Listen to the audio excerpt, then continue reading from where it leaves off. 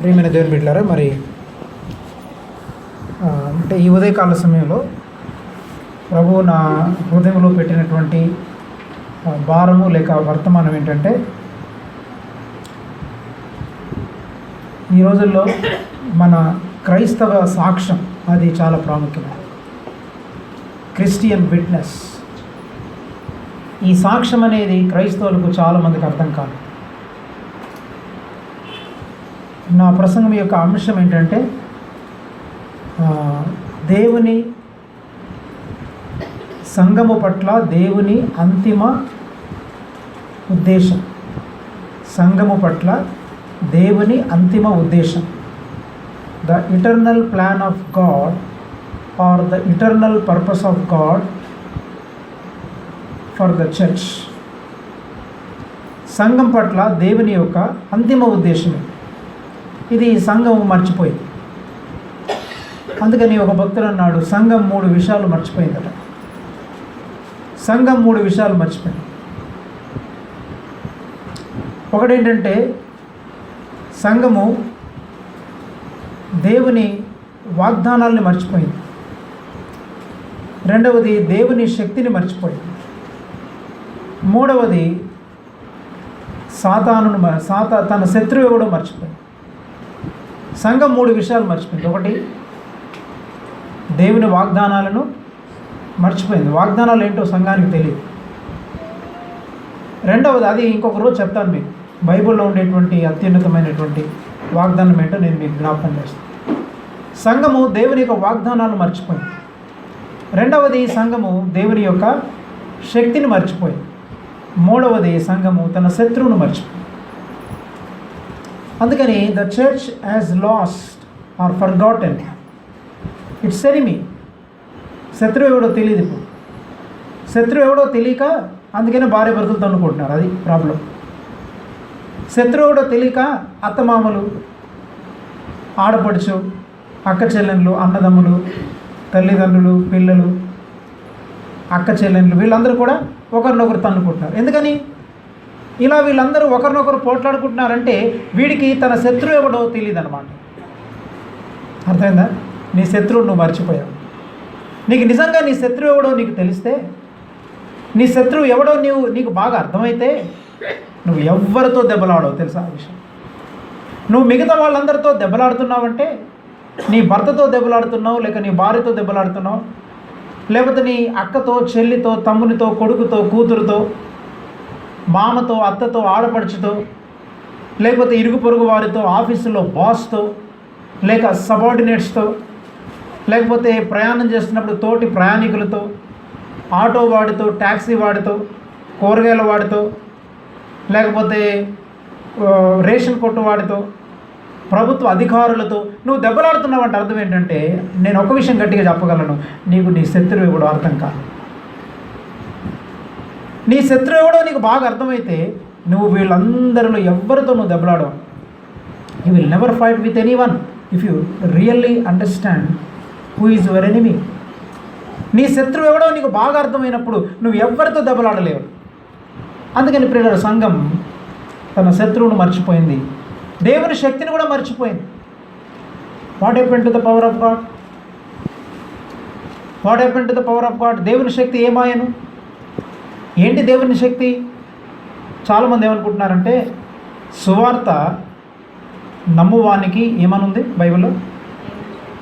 రోమపత్రిక 1వ అధ్యాయము 18వ వచనంలో, 17-18లో సువార్త నమ్మువానికి దేవుని యొక్క శక్తి. గాస్పల్లో శక్తి ఉంది.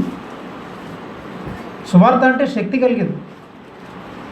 అందుకని ఆ పవర్ అనేటువంటి మాటకి ఇంగ్లీష్లో ఒక డైనమైట్ అంటారు, గ్రీకు భాషలో డ్యూనామిస్ అంటారు. డ్యూనామిస్ అని అంటే డైనమైట్ లాంటిది అన్నమాట. డైనమైట్ అంటే చూడండి, రాళ్ళను పేల్చడానికి చిన్న రంధ్రం చేసి ఒక డైనమైట్ పెడతారు. పెట్టి దాన్ని అంటించగానే ఏమవుతుంది, పెద్ద పెద్ద రాళ్ళు కూడా పగిలిపోతాయి.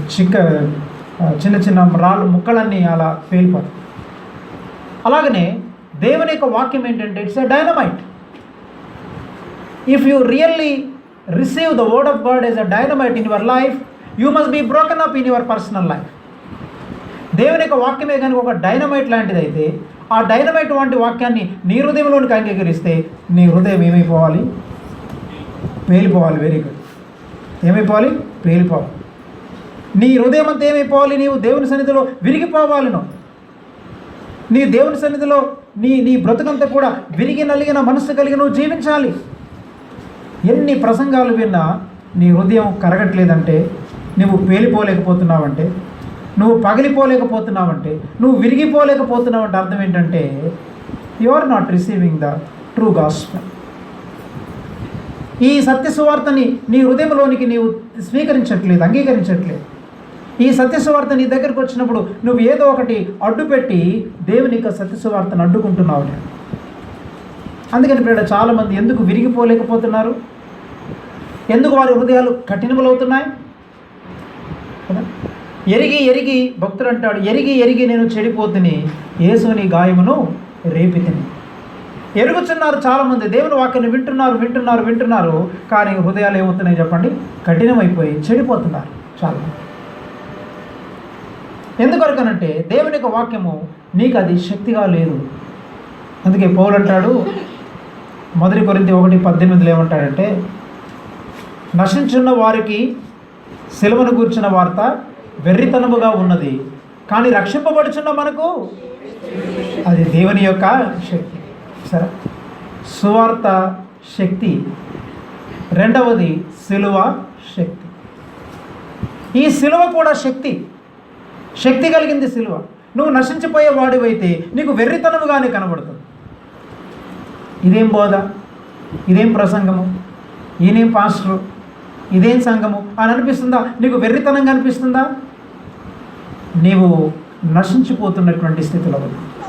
నశించిపోయే వాళ్ళందరికీ సిలువను గురించిన వార్త ఎలా ఉంటుందంటే అది వెర్రితనముగా, ఫూలిష్నెస్గా, బుద్ధిహీనముగా ఉంటుంది.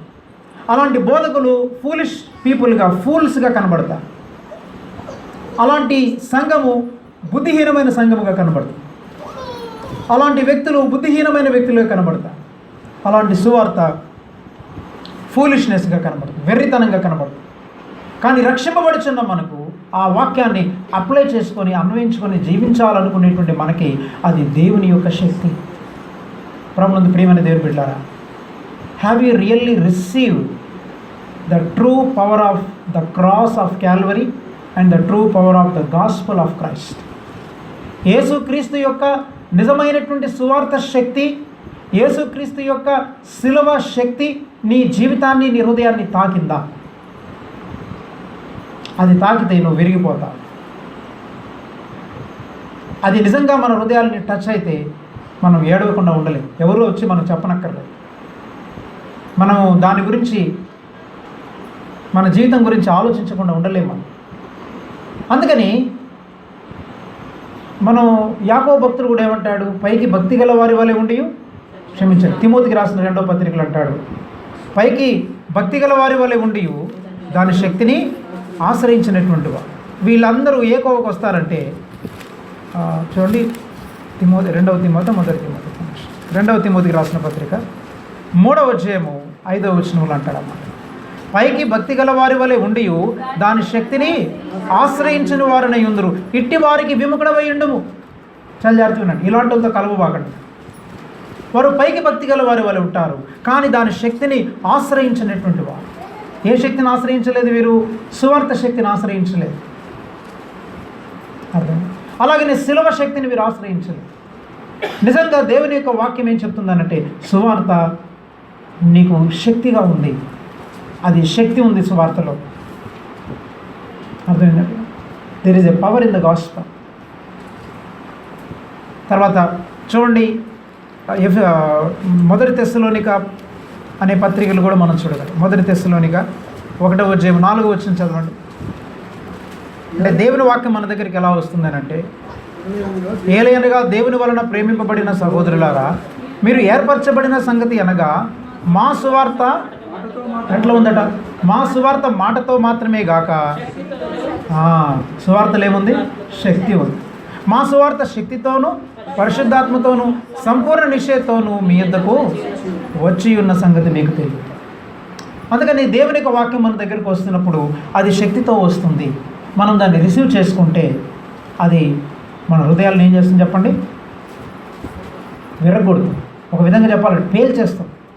ఆటం బాంబులాగా పేలిపోవాలి. ఆటం బాంబులాగా పేలిపోయేటువంటి భక్తులు పాత నిబంధనలు, క్రొత్త నిబంధనలు ఉన్నారు.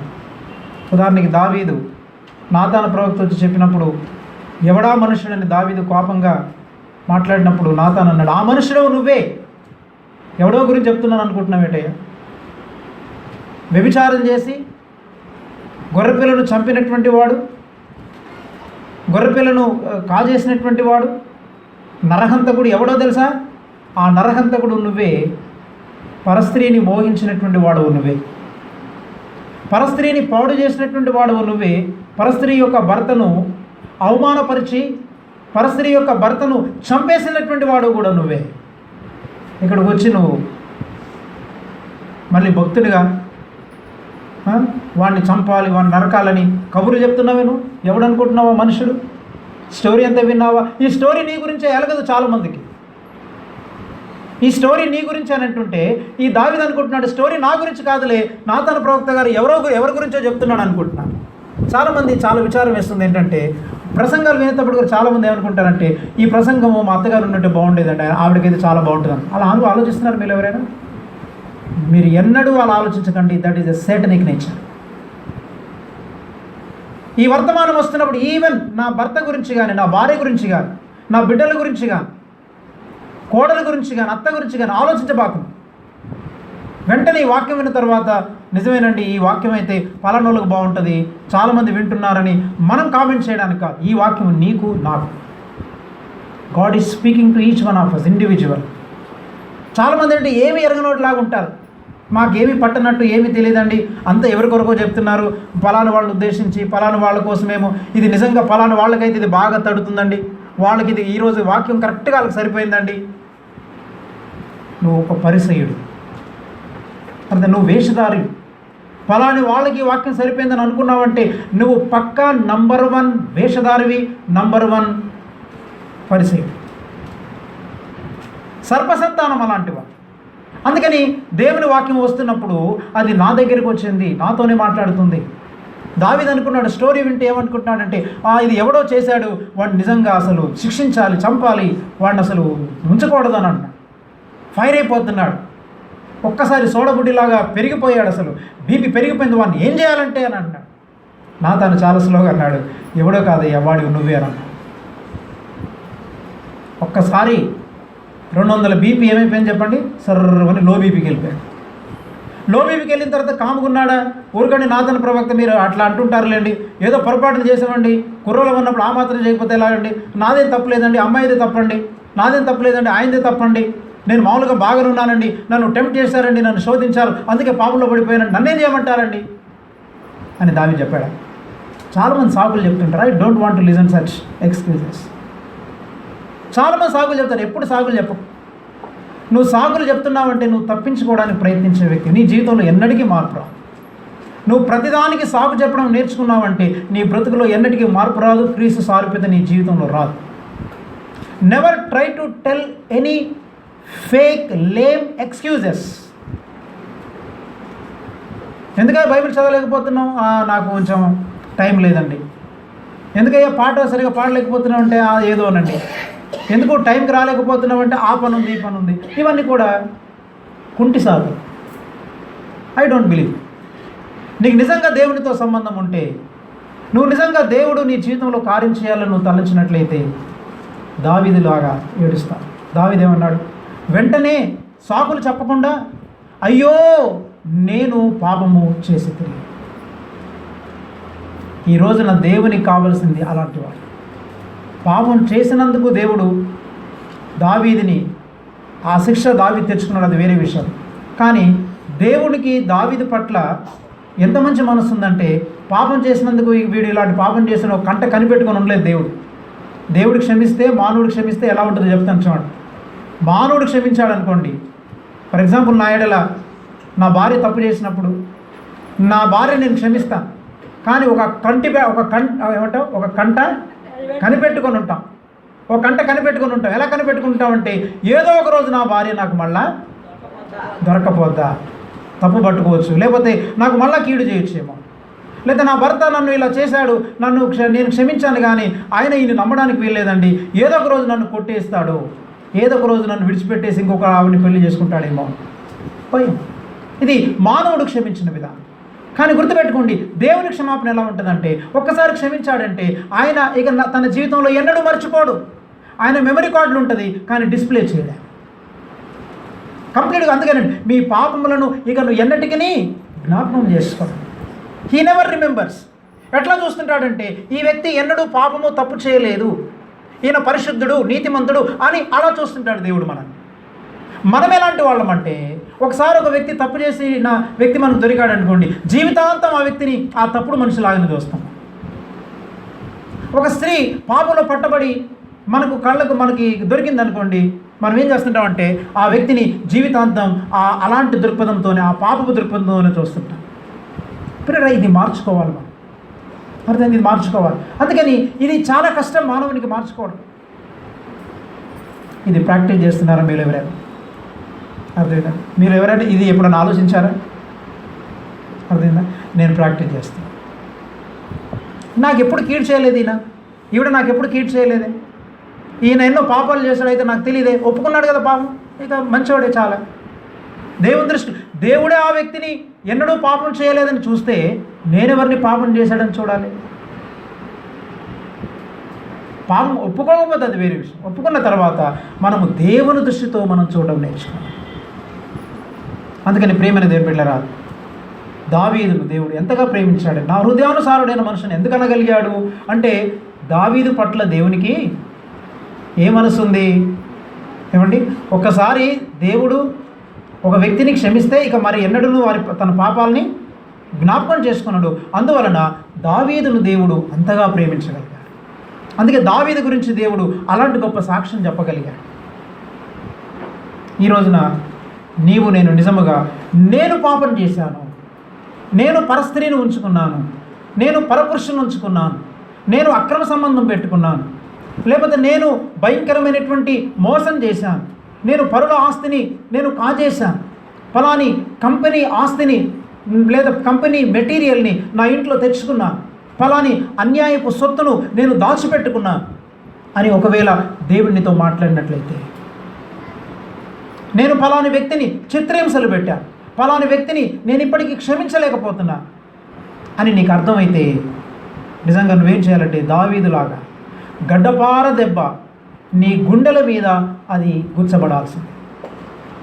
దావీదు పెళ్ళన ఎండినటువంటి మట్టి పెళ్ళలని గడ్డపారతో తవ్వినప్పుడు అది పలపలమని ఎలాగైతే పెళ్ళున పిగిలిపోతుందో, ఆ గడ్డలన్నీ పగిలిపోతాయో, ఆ విధంగా మన హృదయం అనేటువంటి హృదయం మీద దేవుని వాక్యం అనే గడ్డపార దెబ్బ తగిలినప్పుడు అది పలపలమని అది విరిగిపోవాలి. అది మన జీవితంలో జరుగుతుందా? ఒక వ్యక్తి మన ఇళ్ళలో తప్పిదం చేస్తే ఆ వ్యక్తిని ఇంకా అదే దృక్పథంతో చూస్తాం. ఒక స్త్రీ, ఒక పురుషుడు మన ఇళ్ళలో ఏదైనా మనకు కీడు చేస్తే జీవితాంతం ఆ కీడు చేసిన మనసుతోనే మనం చూస్తుంటాం. ప్రియులారా, ఇది నేర్చుకోవాలి, ఇది మార్చుకోవాలి మనం. మార్పు అంటే ఏమనుకుంటున్నారు? ఊరికైనా చర్చికి వచ్చి కూర్చొని భజన చేసి అప్పటి కూడా పాటలు పాడి దేవునికి ఏదో 4 డబ్బులు ఇచ్చేసి వెళ్ళిపోతే దేవుడు ఆనందిస్తా అనుకుంటున్నావా? నీ ముష్టి డబ్బులు, నీ ముష్టి పాటలు దేవునికి అక్కర్లేదు. అర్థం, నీ తలాంతులు దేవునికి కావాలనుకుంటున్నావా? అందుకని గుర్తుపెట్టుకోండి, మనం నేర్చుకోవాల్సినటువంటి గొప్ప పాఠం ఏంటంటే ఈ రోజుల్లో చాలామందికి ఇవి అర్థం కాలేదు. అందుకే దేవుని శక్తిని మనం మర్చిపోయాం. పైకి భక్తి గల వాళ్ళు కనబడుతున్నాం, కానీ దాని శక్తిని ఆశ్రయించలేకపోతున్నాం. అంటే ఏంటి? దాన్ని ఎక్స్పీరియన్స్ చేయలేకపోతున్నాం, దాన్ని అర్థం చేసుకుంటున్నాం. దేవుని శక్తి అంటే ఏంటో, దేవుని పవర్ అంటే ఏంటో బాగా అర్థమవుతుంది మైండ్కి, కానీ నిజ జీవితంలోకి వచ్చేసరికి దాన్ని మనం అనుభవించలేకపోతున్నాం, అనుభవంలోనికి రాలేకపోతుంది. అందుకని సత్యమును గురించి ఏం చేస్తున్నాడట? ఎల్లప్పుడూ నేర్చుకొనుచున్నను ఎప్పటికీ సత్యమును గురించిన అనుభవ జ్ఞానంలోనికి వారు రాలేకపోతున్నారు. సత్యమును గురించిన అనుభవ జ్ఞానం రావాలి, ఎక్స్పీరియన్స్ చేయాలి. అది జరగనప్పుడు మన నిజ జీవితంలో పిల్లరా మనం ఎంత విన్నా కానీ అది వ్యర్థమే. అందుకని మనం ఈ ఉదయకాల సమయంలో మనం జ్ఞాపకం చేసుకోవాలి. అందుకని దేవుని వాగ్దానాలు కూడా మర్చిపోయాం. ఆయన వాగ్దానాలంటే ఎలా తప్పుగా అర్థం చేసుకున్నారంటే, దేవుడు నాకు వాగ్దానం చేశాడండి, నన్ను అమెరికా తీసుకెళ్తానన్నాడండి. బైబిల్ ఎక్కడ లేదు, నాకు చూపించవచ్చును. ఇక్కడ ఉందా? నేను విదేశాలకు నిన్ను భూదిగంతముల వరకు తీసుకెళ్తాననేసరికి వెంటనే ఏమనుకుంటున్నాం మనం? యూరోప్కో, అమెరికాకో, లేదా వెస్ట్రన్ కంట్రీస్కో ఎక్కడో చోట దేవుడు నన్ను తీసుకెళ్తున్నాడు అని అనుకుంటున్నాం. అది కూడా ఆయన సేవ చేయడానికి ఏమైనా తీసుకెళ్తున్నాడా? కాదు. మన ఉద్యోగాలు చేసుకొని, మనం ఇల్లు కొనుక్కొని, మనం కార్లు కొనుక్కొని, మనం గొప్పవాళ్ళం అవడానికి వెళ్తున్నాం. అందుకని దేవుని యొక్క వాక్యం ద్వారా మనం నేర్చుకునేది ఏంటంటే, ఆయన వాగ్దానాలు గుర్తుపెట్టుకోండి. బైబిల్లో క్రొత్త నిబంధన అంతటిలో మీరు చూడండి, క్రొత్త నిబంధన క్రైస్తవులకి భౌతిక సంబంధమైన వాగ్దానాలు రెండు చేశాడు. రెండు భౌతిక సంబంధమైన వాగ్దానాలు, మిగతావన్నీ ఆత్మ సంబంధమైన. ఒకటి తిండి, రెండవది వస్త్రం. అవి రెండే. నీకు భోజనం లేదా అడుగు, వాగ్దానం చేశాడు, ఇస్తా. వస్త్రాలు లేవో అడుగు, ఇస్తా. అంతకు మించి ఇంకేం అడిగినా కక్కుర్తే. నాకు ఇల్లు లేదు ప్రభు ఇవ్వు, ఆయన వాగ్దానంలో లేదు. దయచేసి ఇస్తే తీసుకో అంతే. అందరికీ కారులు ఉన్నాయి ప్రభు, నాకు కారు లేదు. ఇది వాగ్దానం కాదు, ఇది అడగాల్సిన పని లేదు. నీకు అవసరమైతే దేవుడు కారు ఇస్తాడు, అవసరమైతే దేవుడు ఇల్లు ఇస్తాడు, ఒకరు నీడు ఉంటే ఇస్తాడు, లేకపోతే ఇవ్వడు. దాని కొరకు ప్రార్థన చేయొద్దు, దాని కొరకు అడగొద్దు. నాకు ప్రమోషన్ కావాలి ప్రభు, అడగొద్దు. నాకు పెద్ద ఉద్యోగం కావాలి, పెద్ద కంపెనీలో నేను జాబ్ చేయాలనుకుంటున్నాను. ఇవి వాగ్దానాలు చేయబడలే. మిగతావన్నీ పరసంబంధమైన వాగ్దానాలు. అందుకే మనకు వాగ్దానాలు అర్థం కాలేదు. ప్రతివాడు నీవు ఎల్లప్పుడూ ఉబికి కూర్చుండు, నీటి ఊట వలె నుందువు. అందుకేనండి మా ఇంట్లో దేవుడు చాలా డబ్బులు ఇచ్చేసాడు, చాలా భోజనాలు ఉన్నాయి, తర్వాత మాకు చాలా డబ్బు వస్తుంది, బంగారాలు కొనుక్కున్నామండి. అందుకని మేము ఎల్లప్పుడూ ఉబ్బుకుచుండు నీటి ఊట వల్ల ఉన్నాము. ప్రమోషన్ మీద ప్రమోషను, గ్రాట్యుటీ మీద గ్రాట్యుటీ, ఏమంటారు వాటిని, ఏవో చాలా ఉంటాయి. గవర్నమెంట్ జాబ్ చేసే వాళ్ళకి తెలుసు. డిఏ వచ్చింది, టీఏ వచ్చింది. రావడం తప్పులేదు, ఎంజాయ్ చేయండి, తప్పులేదు. There is nothing wrong in it. కానీ ఇవి ఇస్తున్నందువలన, దేవుడు నా పట్ల వాగ్దానం చేసినందువలన నేను చాలా ఎంజాయ్ చేస్తున్నాను అనడం అనేటువంటిది తప్పు. మిగతావన్నీ పరసంబంధమైనవే. అవి ఇంకొకసారి మనం డీటెయిల్గా నేర్చుకున్నాం. తర్వాత మన శత్రువు ఎవడో మనం మర్చిపోయాం. ఇప్పుడు నేను చెప్పాలనుకున్న పాఠం అది. ఏమేమి మర్చిపోయాను చెప్పండి, మళ్ళీ చెప్తున్నా. దేవుని వాగ్దానాలు, సంఘం మర్చిపోయింది. సంఘం మర్చిపోయాను అందరం. మీరెవరు కూడా వాళ్ళు మర్చిపోయారు, వీళ్ళు మర్చిపోయారు, ఈ వాక్యం నాకు కాదు అనుకోబాక. దేవుని యొక్క సంఘం ఒకటి దేవుని వాగ్దానాలు మర్చిపోయింది, రెండవది దేవుని శక్తిని మర్చిపోయింది, మూడవది తమ శత్రువు ఎవడో మర్చిపోయింది. అందుకని మనకి సాక్ష్యం అంటే, ఈ సాక్ష్యం గురించి చెప్పాలనుకుంటున్నాను. చాలామందికి సాక్ష్యం అంటే అర్థం కాదు. మీరు ఇంతవరకు ఎన్నడూ సాక్ష్యం అనే మాటకి అర్థాన్ని విని ఉండరు, ఇక ముందు వినబోరు కూడా. అర్థం చెప్తారు అంటే, అర్థం చెప్పడం అంటే ఇది రాసుకోవడానికో లేకపోతే తెలుసుకోవడానికి మాత్రమే కాదు. రాసుకోండి, తప్పులేదు, కానీ ఇది జీవించండి. రాసుకుంటున్నాం మనందరం, కానీ దీన్ని ఎంతవరకు మన నిజ జీవితంలో అన్వయించుకోవడానికి ప్రయత్నం చేస్తున్నాం. రాయగలిగిన వాళ్ళందరూ రాసుకోండి, పుస్తకాలు తెచ్చుకోండి, నోట్బుక్లు తెచ్చుకోండి. కొంతమంది యూత్, ఇక్కడ చాలామంది యూత్ ఉన్నారు, చాలామంది పుస్తకాలు తెచ్చుకొని రాయట్లేదు. బైబిల్ కూడా కొంతమంది ఓపెన్ చేయట్లేదు అసలు. యవనస్తులైనటువంటి వాళ్ళు మీరు ఎంతమంది చదువుకున్నటువంటి వాళ్ళు నోట్బుక్స్ తెచ్చుకున్నారు, పెన్స్ తెచ్చుకున్నారు. మనం అంతా గుర్తుపెట్టుకునేంత జ్ఞానం ఉంది అనుకుంటున్నాం, మీకు అంత జ్ఞానం లేదు. కొంతమంది బైబిల్ కూడా ఓపెన్ చేయరు. అర్థమైందా? బైబిల్ ఓపెన్ చేయడానికి కూడా బద్ధకం. ఏదో ఒకటి అలా చూడడం, లేకపోతే చూసాం లేకపోతే లేదు. అంటే దేవుని పట్ల నీకు అంటే నువ్వు దేవుని వాక్యాన్ని నువ్వు ఏ విధంగా ట్రీట్ చేస్తున్నావో దేవుడు కూడా నీ పట్ల అలానే ట్రీట్ చేస్తా.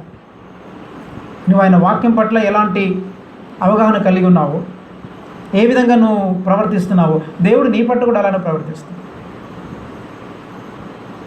అందుకని మీరు రాసుకోవాలి ఇవన్నీ. సాక్ష్యం అంటే ఏంటి చాలామందికి అర్థం కాదు. మనము సాక్ష్యము ముగ్గురు వ్యక్తుల ఎదుట కలిగి ఉండాలి. ముగ్గురు ఎదుట మనకు సాక్ష్యం ఉండాలి.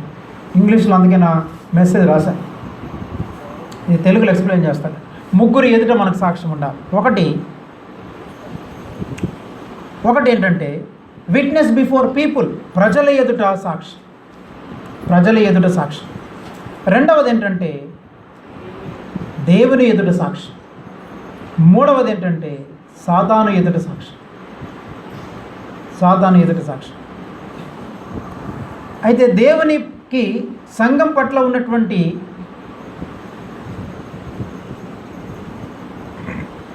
అంతిమ ఉద్దేశము ఏంటి అంటే, సంఘం పట్ల ఉన్న అంతిమ ఉద్దేశం ఏంటంటే మీకు చూపిస్తాను. In a moment I will show you. దానికి ముందు ఈ రెండు చెప్తున్నాను. Witness before people and witness before God. అంటే ప్రజల ఎదుట నీకు సాక్ష్యం ఉండాలి, దేవుని ఎదుట నీకు సాక్ష్యం ఉండాలి. మూడవది ఎక్కడ ఉండాలంటే సాతాను ఎదుట సాక్ష్యం ఉండాలి. అయితే దేవుని సంఘము పట్ల దేవుని యొక్క అంతిమ ఉద్దేశం ఏంటంటే ఈ రెండు ఉండాలి. ప్రజల పట్ల దేవుని పట్ల సాక్ష్యం ఉండాలి. బట్ దానికంటే ముఖ్యంగా అసలు ఏ విధమైన ఉద్దేశం సంఘం పట్ల దేవుడు కలిగి ఉన్నాడు అంటే ఎఫ్సీ పత్రిక 3వ అధ్యాయం మనం 8వ వచనం నుండి చదువుతాం. ఎఫ్సీ పత్రిక 3వ అధ్యాయం 8వ వచనం.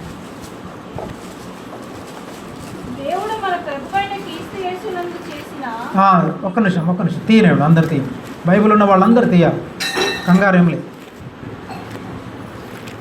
ఎఫ్సీలకు రాసిన పత్రిక 3వ అధ్యాయము మనం 8 నుండి చదవమ్మా. ఇప్పుడు దేవుడు మన ప్రభువైన క్రీస్తు యేసునందు చేసిన నిత్య సంకల్పము చొప్పున పరలోకములో ప్రధానులకును అధికారులకును సంఘము ద్వారా తన యొక్క నానా విధమైన జ్ఞానము ఇప్పుడు తెలియవలనని ఉద్దేశించి. చాలు, అది ఏమని ఉద్దేశము? దేవుని యొక్క ఉద్దేశము అంటే మన ప్రభువైన క్రీస్తు యేసునందు చేసిన నిత్య సంకల్పము చొప్పున మనం ఎవరి ఎదుట సాక్ష్యం కలిగి ఉండాలని దేవుడు కోరుచున్నాడు. ఎవరి ఎదుట కలిగి ఉండాలట? దేవుని ఉద్దేశం ఏంటి? మనము ప్రధానులకును అధికారులకును సంఘము ద్వారా తన యొక్క నానా విధమైన జ్ఞానం తెలియచేయబడాలి. జాగ్రత్త వినండి. మన విట్నెస్ ఎక్కడ ఉండాలి? ఇప్పుడు ప్రజల ఎదుట దేవుని ఎదుట ఉంటుంది, కానీ ప్రధానంగా ఎవరికి తెలియచేయాలని దేవుడు సంఘాన్ని నియమించాడు? సంఘాన్ని ఏర్పరచడంలో ఉద్దేశం ఏంటి దేవునికి అంటే, సంఘము ఎవరి ఎదుట సాక్ష్యం కలిగి జీవించాలి అంటే ప్రధానులకును అధికారులకు. పరలోకములు అన్నాడు. పరలోకములు అంటే దేవుడు ఉండే పరలోకం అనేది కాదు. ఇక్కడ పరలోకం అంటే మనకు తెలుగులో పరలోకం అని అన్నారు, హెవెన్స్ అంటారు ఇంగ్లీష్లో. అర్థమైందా? In the heavenly places to the principalities and the powers of darkness. ఈ చీకటి సంబంధమైన అంధకార శక్తులు ఏ స్థలాల్లో అయితే ఉన్నారో హెవెన్లీ ప్లేసెస్ అంటారు. అంటే దురాత్మలు ఉండేటువంటి స్థలములో సంఘం ఏం చేయాలంటే వాళ్ళకి దేవుని జ్ఞానాన్ని చూపించాలి. అది సాక్ష్యం. చాలా జాగ్రత్తగా, దేవుని యొక్క నానా విధమైనటువంటి జ్ఞానము, దేవుని యొక్క పవర్ ఏంటో, దేవుని యొక్క శక్తి ఏంటో, దేవుని యొక్క అద్భుతం ఏంటో, దేవుడు అంటే ఏంటో అనేటువంటి విషయాన్ని సంఘం ఏం చేయాలంటే దురాత్మలకు చూపించగలగాలి. అది దేవుని యొక్క అంతిమ ఉద్దేశము సంఘము పట్ల. మీకు అర్థమైందండి? ఎవరి ఎదురు ఇప్పుడు సాక్ష్యం కలిగి ఉండాలి మనం? చెప్పండి, ఎవరికి చూపించాలి నీ సాక్ష్యం? వాడికి చూపించాలి. దేవుని యొక్క నానా విధమైన జ్ఞానం కలిగి మనం జీవించి దేవుని యొక్క నానా విధమైనటువంటి జ్ఞానాన్ని మనం దురాత్మలకు అధికారులకు మనం చూపించగలం. అయితే మనకి క్రైస్తవ్యం ఏం చేసిందంటే, క్రైస్తవ్యము సాక్ష్యాన్ని పోగొట్టుకుంది. చాలా జాగ్రత్తగా వినండి. ప్రపంచవ్యాప్తంగా చెప్తున్నాను, మీరందరూ నాకు సాక్ష్యం ఉందని చెప్పొద్దు. మనకెవ్వరికి సాక్ష్యం లేదు. We have lost our witness. తెలుసా? We have lost our witness. Don't say that I have witness. ఉంటే మోరల్ విట్నెస్ ఉంటే ఉండొచ్చు, but all over the world మనకుండే సంఘముగా కార్పొరేట్గా మాట్లాడుతున్నాను నేను. ఇండివిజువల్గా చాలామందికి లేదు విట్నెస్. ఒకళ్ళు ఉన్నా కానీ మోరల్ విట్నెస్ ఉంది, అసలు విట్నెస్ లేదు. బైబిల్లో చెప్పినటువంటి విట్నెస్ లేదు. మోరల్ విట్నెస్, నేను దొంగతనం చేయను, వ్యభిచారం చేయను, మందు తాగను, నువ్వేం తాగపోవడం, అన్నిలు కూడా తాగట్లేదు. చాలామంది నేను బ్రాహ్మణ్స్ చూపించగలను, అన్ని జనులు చూపించగలను. వాళ్ళు కూడా మందు తాగరు, సినిమాకి వెళ్ళరు, ఆ బడ్డీలకు ఇవ్వరు. ఇవన్నీ వాళ్ళు కూడా చేస్తున్నారు. వాళ్ళకి నీకు తేడా ఏంటి? నా సాక్ష్యం చాలా గొప్పదని అంటారు. నేను చెప్పే ప్రకారం సాక్ష్యం చెప్పు, అప్పుడు నీ సాక్ష్యం ఎంత గొప్పదని నేను చెబుతాను. నేను సాక్ష్యం చెప్పాలంటే 2 గంటలు పడుతుంది బ్రదర్ అంట. దేవుడు నాకు జీవితంలో చేసిన మేలు చాలా గొప్పదండి, నా సాక్ష్యం చాలా పెద్దదండి. అది నీ సాక్ష్యం, అది దేవుని గురించిన సాక్ష్యంగా. అందుకని church has lost its witness. సంఘము తన సాక్ష్యాన్ని కోల్పోయింది. తన సాక్ష్యాన్ని కోల్పోయింది. ఎలా కోల్పోయింది తెలుసా? ఎట్లా కోల్పోయింది తెలుసా? చాలా జాగ్రత్త వినాలి. సంఘము తన సాక్ష్యాన్ని 2 విధాలుగా కోల్పోయింది. సంఘము తన సాక్ష్యాన్ని 2 విధాలుగా కోల్పోయింది. ఒకటి middle class life styles. Middle class life styles అంటే మధ్యతరగతి కళ నెరవేర్పు. మధ్యతరగతి కళ నెరవేర్పు కొరకు జీవించడం నేర్చుకోండి.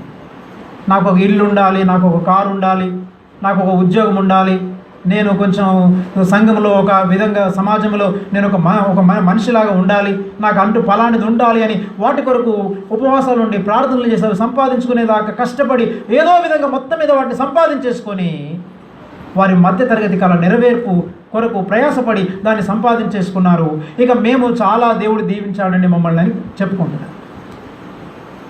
అంటే ఇల్లు, కారు, బండి, ఉద్యోగాలు ఉండడం తప్పు కాదు.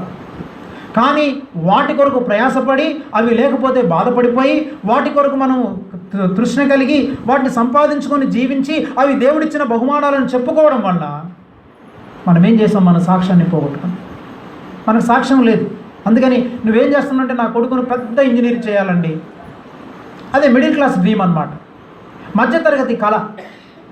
ఇంకేమనుకుంటా, మా అబ్బాయిని కలెక్టర్ని చేయాలనుకుంటున్నానండి, మధ్యతరగతి కళ. నేను విదేశాలకు వెళ్ళాలనుకుంటున్నానండి, విదేశాల్లో మా అమ్మాయిని చదివించాలనుకుంటున్నానండి, అది మధ్యతరగతి కళ.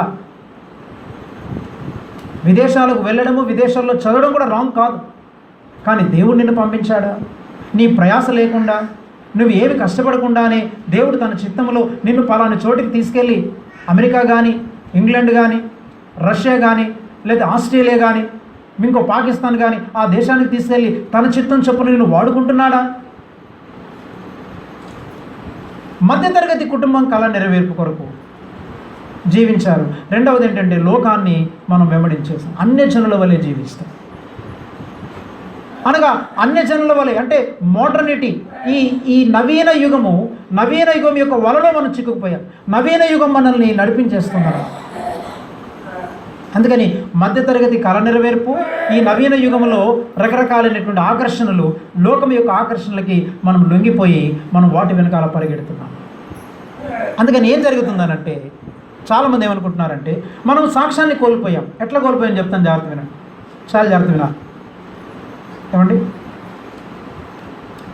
నన్ను రాత్రి నుంచి దేవుడు నన్ను నిద్రపోనివ్వట్లేదు. అర్థమైందా? ఏంటి అసలు ప్రభా, ఎలా సాక్ష్యం కోల్పోయాం ప్రభా? ఇక్కడికి వచ్చి అందరు సాక్ష్యాలు చెప్తారే, ఆ సాక్ష్యం చెప్పండి, కానీ అది రియల్ విట్నెస్ కాదు. దేవుడు నీకు చేసిన మేళ్ళని కృతజ్ఞతతో చెప్తున్నావు, అంతే, అంతవరకు ఓకే. అర్థమైందా? కానీ అది రియల్ విట్నెస్ కాదు. చర్చ్ పోగొట్టుకున్న విట్నెస్ ఏంటంటే, నిజమైనటువంటి సాక్ష్యం ఏం పోగొట్టుకున్నామంటే, చాలా జాగ్రత్త. చాలామంది అంటారు దేవుడిని కృపను బట్టండి, నేను ఇంటర్వ్యూకి వెళ్తే ఒక 50 మంది ఇంటర్వ్యూలో నేను ఒక్కడిని సెలెక్ట్ అయ్యానండి, దేవుడు ఎంత మేలు చేశారు తెలుసు, నేను పెద్ద ఇల్లు కట్టుకోగలిగానండి, ఇది అంతా దేవుని దయ అండి, దేవుని కృప అండి, ఒక పెద్ద కారు కొనుక్కోగలిగానండి, లేదా నా పిల్లల్ని బాగా చదివించగలిగానండి, బాగా సెటిల్ చేయగలిగానండి, నాకు మంచి ప్రమోషన్ వచ్చిందండి, లేదా చాలా ఎక్కువ జీతం నాకు వస్తుందండి, దేవుని కృప అండి, దేవుడు నాకు మంచి ఆరోగ్యం ఇచ్చాడండి. ఒకవేళ నువ్వు చెప్పగలిగితే అన్ని జనులు చూసి ఏమంటారు తెలుసా? అరే ఇవి మాకు కూడా ఉన్నాయండి అని అంట. నీకు అర్థమైందా? ఎవరికి ఉన్నాయి చెప్పండి? అన్ని జనులకు లేవా? వాళ్ళకి ఇల్లు ఉందా లేదా? వాళ్ళకి కారు ఉందా లేదా? వాళ్ళకి పెద్ద ఉద్యోగాలు, పెద్ద జీతాలు వస్తున్నాయా లేవా? అన్ని జనులకు కూడా ఉన్నాయి ఇవన్నీ. మరి వాళ్ళకు ఉన్నాయి, నీకు ఉన్నాయి, నీకు వాళ్ళకు మధ్య తేడా ఏంటి? వాళ్ళకి ఇవన్నీ ఉన్నాయి, నీకు ఇవన్నీ ఉన్నాయి, వాళ్ళకు నీకు మధ్యలో తేడా లేదు. అంటే ఏమి లేదు మనకి ఇప్పుడు, అన్ని జనులు ఎదుట మనకేమి లేదు, సాక్ష్యం. అన్ని జనులు ఎదుట మనకు సాక్ష్యం లేదు. మనం ఎంతసేపు చూసినా దేవుడు నన్ను ఇలా దీవించాడు, అలా దీవించాడు, దేవుని మహాకృపను బట్టండి. కొంతమంది సాక్ష్యం చెప్తుంటారు, నేను విమానంలో వెళ్తున్నప్పుడు ఆ విమానం కొంచెం ఊగిందండి, వెంటనే ప్రార్థన చేసుకున్నాను, అది సేఫ్గా ల్యాండ్ అయిపోయి నేల మీదకి వచ్చిందండి, దేవుడు ఎంత మేలు చేశాడు తెలుసా అంటే. ఇప్పుడు నన్ను ఒక మాట చెప్పనివ్వండి, అదే విమానంలో హిందువు ఉన్నాడు, అదే విమానంలో ముస్లిం ఉన్నాడు, అదే విమానంలో నాస్తికుడు కూడా ఉన్నాడు. మరి ఇప్పుడు అదే విమానంలో హిందువు కూడా క్షేమంగా బయటకు వచ్చాడు అంటే మరి వాళ్ళ రాముడు హెల్ప్ చేశాడు అందామా? వాడేమంటాడు? నేను నా రాముని తలంచుకున్నానండి, మా రాముడు నాకు సహాయం చేశాడు. हमारा हल्ला हमको बहुत కృపా దియా హై కదా, మాకు కాపుదలనిచ్చాడు, మా అల్లా మమ్మల్ని కాపాడు. నాస్తికుడు అంటే అసలు దేవుడు లేడు, దయ్యం లేదు, ఆటోమేటిక్గా ఏదో చిన్న మైనర్ రిపేర్ వచ్చింది, అది ఆటోమేటిక్గా సెట్ అయి ఉంటుంది, లూజ్ కనెక్షన్, అది మళ్ళీ కనెక్ట్ అయిపోయిందని నాస్తికుడు అంట. మనలో చేంజ్ చేస్తారంటే విమానంలో వస్తుంటే దేవుడు నాకు ఇలా చేశాడండి, ఎయిర్పోర్ట్లో ఉంటే దేవుడు నాకు ఇలా కాపాడాడండి, బస్సులో ప్రయాణం చేస్తుంటే బోల్తా పడిందండి. నిజంగా నీకు సాక్ష్యం ఏంటంటే విమానంలో ఉంటున్న వాళ్ళందరూ చచ్చిపోయి మధ్యాకాశంలో పేలిపోయి నువ్వు ఒక్కదానివే లేక ఒక్కడివే క్షేమంగా సేఫ్గా నువ్వు ల్యాండ్ మీద ల్యాండ్ అయితే అప్పుడు నీకు సాక్ష్యం అన్నట్టు. నీకు అర్థమైందా? అందుకే మనకి సాక్ష్యం లేదు. అందుకని చాలా జాగ్రత్త వినండి, నీకున్నవి వేరే వాళ్ళకు కూడా ఉంటే నీకు సాక్ష్యం లేదు అంటే అది సాక్ష్యం కాదు. మనకున్నవి అన్యజనులకు కూడా ఉన్నప్పుడు మనకేం లేదన్నమాట, సాక్ష్యం. వాళ్ళు ఉద్యోగాలు సంపాదించుకుంటున్నారు, మనం ఉద్యోగాలు సంపాదించుకుంటున్నాం. వాళ్ళు గొప్ప వాళ్ళు అవుతున్నారు, మనం గొప్ప వాళ్ళం అవుతున్నాం. వాళ్ళు డబ్బు సంపాదిస్తున్నారు, మనం డబ్బు సంపాదిస్తున్నాం. వాళ్ళకున్నవి మనకు కూడా ఉన్నప్పుడు మనకి సాక్ష్యం లేదు. అందుకే ప్రపంచవ్యాప్తంగా క్రైస్తవ్యానికి, క్రైస్తవ సంఘానికి, లోకం పట్ల సాక్ష్యం లేదు, సాతాను ఎదుట సాక్ష్యం లేదు. అందుకని నేను వీటిని ఎలా రాశానంటే విట్నెస్ బిఫోర్ పీపుల్ అంటే పబ్లిక్ విట్నెస్, రెండవది ఏంటంటే witness before God personal witness, మూడవది విట్నెస్ బిఫోర్ సేటన్ అంటే ప్రైవేట్ విట్నెస్. అంటే ప్రైవేట్ విట్నెస్ లేదు మనకి, ప్రైవేట్ లైఫ్లో మనకి విట్నెస్ లేదు. అంటే ఎలా అంటే చాలా జాగ్రత్త వినండి, అసలు సాక్ష్యం అంటే అర్థం ఏంటి, డెఫినేషన్ ఏంటి? ఈ వచనాన్ని దీనికి ఇప్పుడు నిర్వచనం చెప్తాను చూడండి. సాక్ష్యానికి నిర్వచనం ఏంటంటే యోహాను సువార్త 1వ అధ్యాయం 1వ వచనం, యోహాను సువార్త 1వ అధ్యాయం 14వ వచనం. ఇది సాక్ష్యం యొక్క నిర్వచనం. యోహాను సువార్త 1వ అధ్యాయం 1వ వచనం చదవండి. ఆది యందు వాక్యం ఉండెను, వాక్యము దేవుని యొద్ద ఉండెను. ఆయన ఆదియందు దేవుని యొద్ద ఉండెను, సమస్తమును ఆయన మూలముగా కలిగెను. ఇప్పుడు 14 చదువు. ఆ వాక్యము శరీరధారి అయి కృపాసత్య సంపూర్ణుడుగా మన మధ్య నివసించెను, తండ్రి వల్ల కలిగిన. చాలా ఈ రెండు వచనాలని కనెక్ట్ చేయాలి మనం. ఆదియందు వాక్యం ఉండెను, వాక్యము దేవుడై ఉండెను. ఇప్పుడు 14 వచనం ఏమంటున్నాడు? ఆ వాక్యము కృపాసత్య సంపూర్ణుడుగా మన మధ్యలో నివసించు. అంటే ఏమిటనమాట? Word became flesh. ఇంగ్లీష్లో చెప్పాలంటే సాక్ష్యం అంటే ఏంటి? సాక్ష్యం అంటే ఇంగ్లీష్లో రాసుకోవాలనుకున్న వాళ్ళు రాసుకోండి. Word becoming flesh is the witness. ఇది నేను ఇచ్చే నిర్వచనం. బైబిల్ ఇచ్చేటువంటి నిర్వచనం ఏంటంటే వర్డ్ బికమింగ్ ఫ్లెష్ అంటే అర్థం ఏంటి? మనము మాట్లాడే మాటలు అవి కార్యరూపకము దాల్చడమే. మనము మాట్లాడేటువంటి మాటలు, మనము చెబుతున్నటువంటి మాటలు, మనము చేయాలనుకున్నటువంటి ఆ పనులు, ఆ మాటలన్నీ కూడా ఏమవ్వాలి? కార్యరూపకము దాల్చడమే నిజమైనటువంటి నిజమైనటువంటి విట్నెస్ లేక నిజమైనటువంటి సాక్ష్యం.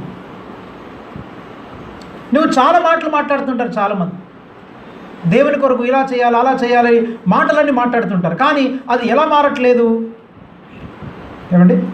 అది శరీరముగా దాల్చాలి. అంటే కృపాసత్య సంపూర్ణుడుగా ఆ వాక్యములాగా ఉండకుండా, ఆ వాక్యము కేవలము బోధించడమే కాకుండా, ఆ వాక్యము కేవలము గైడ్ చేయడమే మాత్రమే కాకుండా, ఆ వాక్యము కృపాసత్య సంపూర్ణుడుగా ఆ వాక్యము జీవించింది.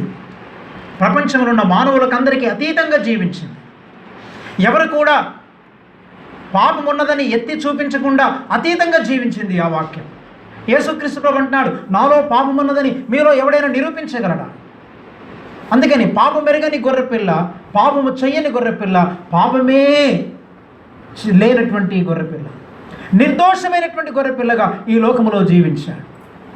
అనగా ప్రియమైన దేవుని బిడ్డలారా, అందుకే యేసుక్రీస్తు ప్రభుని బంధించాలనుకున్నారు, చంపాలనుకున్నారు, దూషించాలనుకున్నారు. అందుకని ఎవరికి దొరకలేదు యేసు ప్రభు. అనగా నీవు నేను కూడా సాక్ష్యం కలిగి ఉండాలంటే అర్థం ఏంటంటే, మన జీవితంలో సాక్ష్యం కలిగి ఉండాలంటే నీవు నేను మాటలకే పరిమితం కాకూడదు, మనము చేతల్లోనికి రావాలి. ఆ చేతలు కూడా ఎలా ఉండాలి? జాగ్రత్త వినండి. ఆ చేతలు కూడా ఎలా ఉండాలంటే ఈ లోకములో మనుషులెవ్వరికీ లేనివి నీకు ఉండాలి, మనుషులెవరూ చేయలేనివి నువ్వు చేయగలగాలి. అది సాక్ష్యం. అందరూ లోకమంతా మిడిల్ క్లాస్ లైఫ్ స్టైల్స్ కొరకు పరిగెడుతుంటే నువ్వు ఒక్కడివే మిడిల్ క్లాస్ లైఫ్ స్టైల్స్ కొరకు పరిగెత్తట్లేదు. మధ్యతరగతి కళ నెరవేర్పు కొరకు అన్యజనులందరూ పరిగెడుతుంటే నువ్వు ఒక్కడివే మధ్యతరగతి కళ నెరవేర్పు కొరకు నువ్వు పరిగెత్తట్లేదు. అప్పుడు నీకు విట్నెస్ ఉన్నట్టు, నీకు సాక్ష్యం ఉన్నట్టు. లోకంలో ఉన్నటువంటి మనుషులందరూ సనుగులు సంశయాలతో ఉన్నారు. ఈ మనుషుడు ఒక్కడే ఎన్నడూ సనగడు, ఎన్నడూ సంశయించడు, ఎన్నడూ గ్రంబిలింగ్ లేదు, మర్మరింగ్ లేదు, ఎప్పుడు కూడా సనిగేటువంటి లక్షణమే లేదు ఈయనలో. కాబట్టి ఈయన ప్రత్యేకమైనటువంటి వాడు. అప్పుడు నీకు సాక్ష్యం ఉంది. అర్థమైందండి? లోకమందరూ సనుగుతుంటే నువ్వు కూడా సనుగుతుంటావు. నీకెక్కడుంది సాక్ష్యం? బైబిల్ చదివినంత మాత్రాన భక్తులు అనుకుంటున్నావా? ఏమండి? ఏదో నాన్న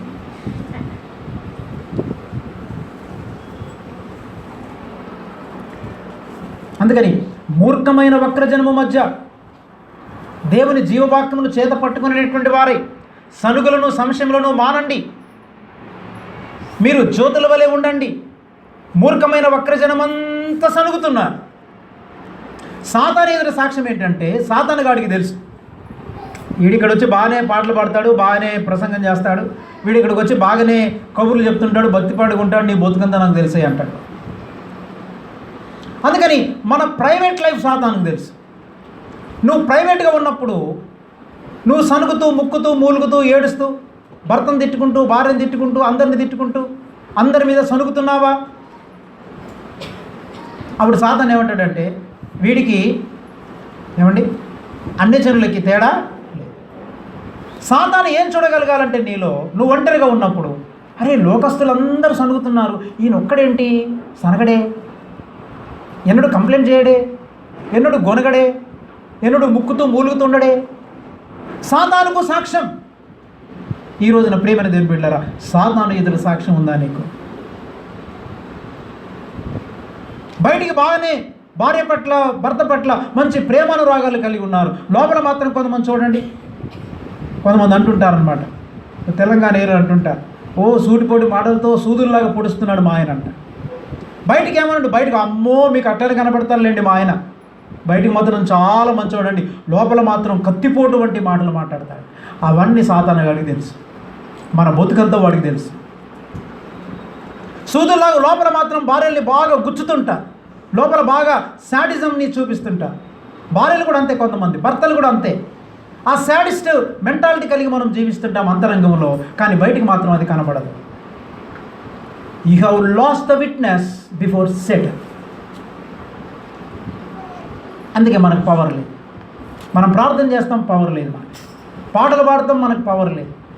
సాక్ష్యాలు చెప్తాం, మనకి పవర్ లేదు. అందుకని క్రైస్తవ సంఘము తన సాక్ష్యమును కోల్పోయింది.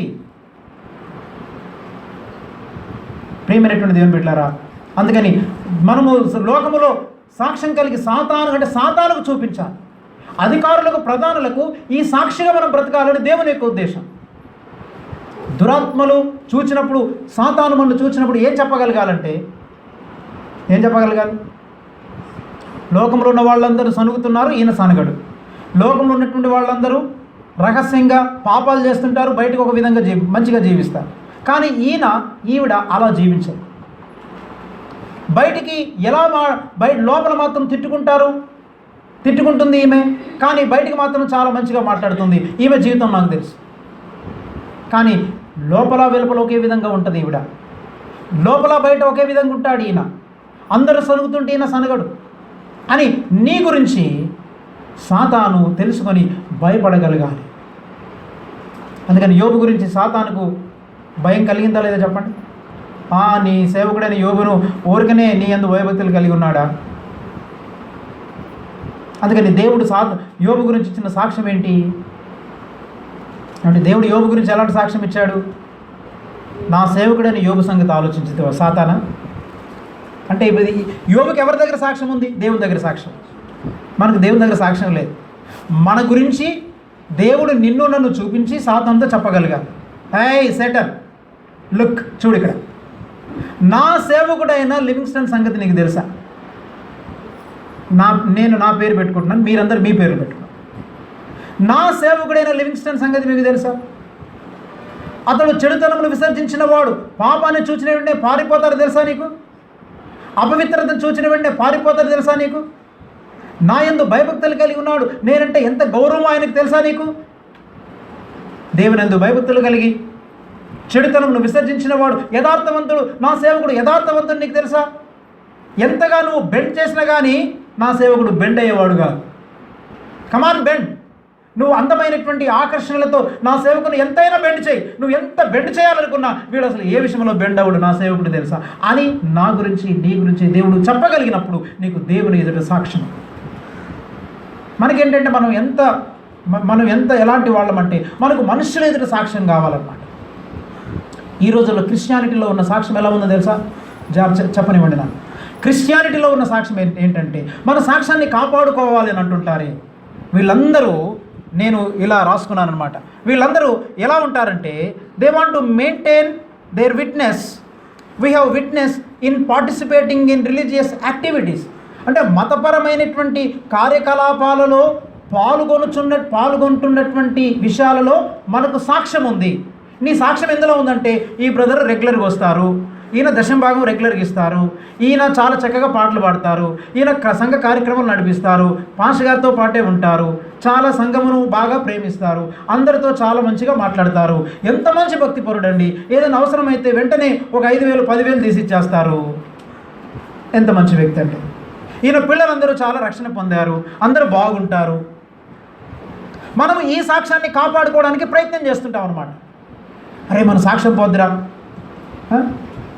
మనం చాలా జాగ్రత్తగా మన సాక్ష్యాన్ని కాపాడుకోవాలి. సాక్ష్యాన్ని ఎక్కడ కాపాడుకుంటున్నారు? ప్రజల ఎదుట. మతపరమైన కొన్ని కార్యకలాపాలు చేయడం ద్వారా ఇది సాక్ష్యం అనుకుంటున్నారు. ఈ సాక్ష్యాన్ని కాపాడుకోవడంలోనే తలమునకలైపోతున్నారు. కానీ ప్రభునందు ప్రియమైన దేవుని పెట్టారు. అందుకే ప్రభు అంటాడు, మీరు శాస్త్రుల పరిశీలిత ఏమంటే మీరు మనుషుల ఎదుట నీతిమంతులుగా అగపడగోరువారు. మీరు మనుషుల ఎదుట నీతిమంతులుగా అగపడగోరువారు.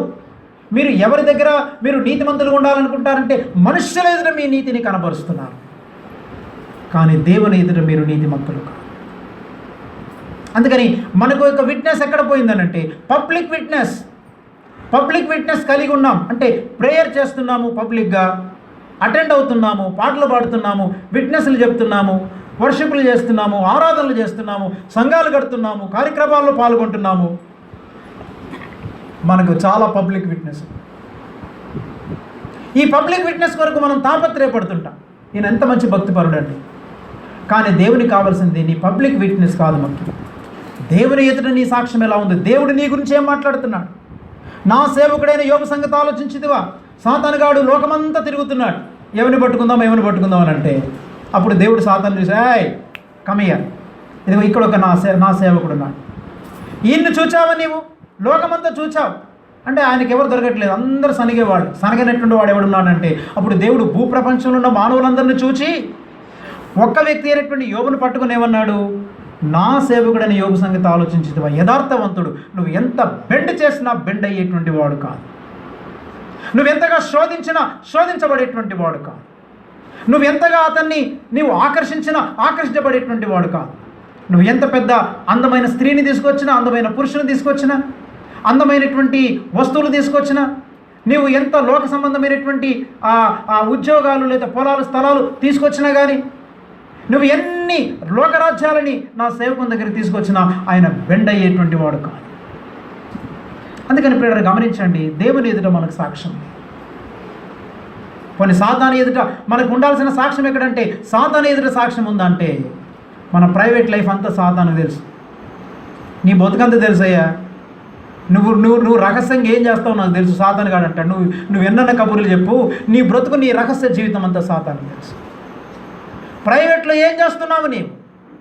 బయటికి అందరి ముందు ఉన్నప్పుడు నేను భార్యను బాగా ప్రేమతో పిలవచ్చు, కానీ రహస్యంగా నువ్వు ప్రైవేట్గా ఉన్నప్పుడు నీ భార్యని అలాంటి ప్రేమతోనే పలకరిస్తున్నావు. బయట ఉన్నప్పుడు అందరి ముందు మా ఆయన అని చెప్పేసి చాలా మా ఆయన బంగారం సింగారం అని పలకరిస్తుంటారు. నీవు ఒంటరిగా ఉన్నప్పుడు లేదా నీ భర్త చూడనప్పుడు కొంతమంది ఉంటుంటారేంటి చూడండి, భర్త ముందు ఏమండి అంటే అడితే కానీ సచ్చినోడు అన్నట్టు వెనకాల.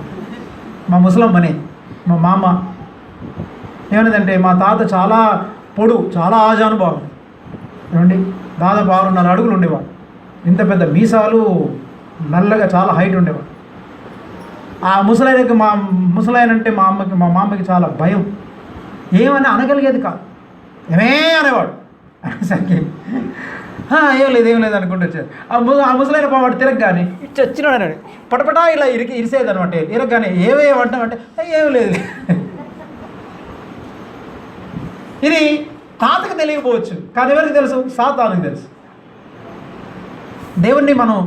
దేవునికి ఎలా తెలుసు? అది మనం దేవుని గురించి కాస్త మనం పక్కన పెడితే, నువ్వు ఏ విధముగా సనుక్కుంటున్నావు, ఏ విధముగా నీవు తిడుతున్నావు, సాతానుకు నీ రహస్య జీవితం తెలుసు. అర్థమవుతుంది మీకు? అందుకని ప్రియమైన దేవుని బిడ్డలారా, అపవాది ఎదుట మనము సాక్ష్యము కలిగి ఉండాలి. అందుకే సాక్ష్యం అంటే ఏంటంటే, అర్థమైందండి? ఇటు మనుషుల ఎదుట సాక్ష్యం, పబ్లిక్ విట్నెస్ మనకుంది. కానీ మనకు ఏ విట్నెస్ లేదంటే ప్రైవేట్ విట్నెస్ లేదు. అలాగనే పర్సనల్ విట్నెస్ అంటే వ్యక్తిగతమైనటువంటి సాక్ష్యము దేవుని ఎదుట కూడా మనకు లేదు. అందుకని ఈ విషయాన్ని మనం గమనించాల్సింది ఏంటంటే, ఈ 3 విషయాలు మనం గమనించాల్సింది ఏంటంటే, మరి పబ్లిక్ విట్నెస్ అనేటువంటిది దాదాపు అందరికీ ఉంది కదా. ప్రార్థన చేస్తారు, ఉపవాసం ఉంటారు, కానుకలు ఇస్తారు, ఇదంతా కూడా పబ్లిక్ విట్నెస్. ఈ విట్నెస్ కాదు దేవుడు కోరుకున్నాడు.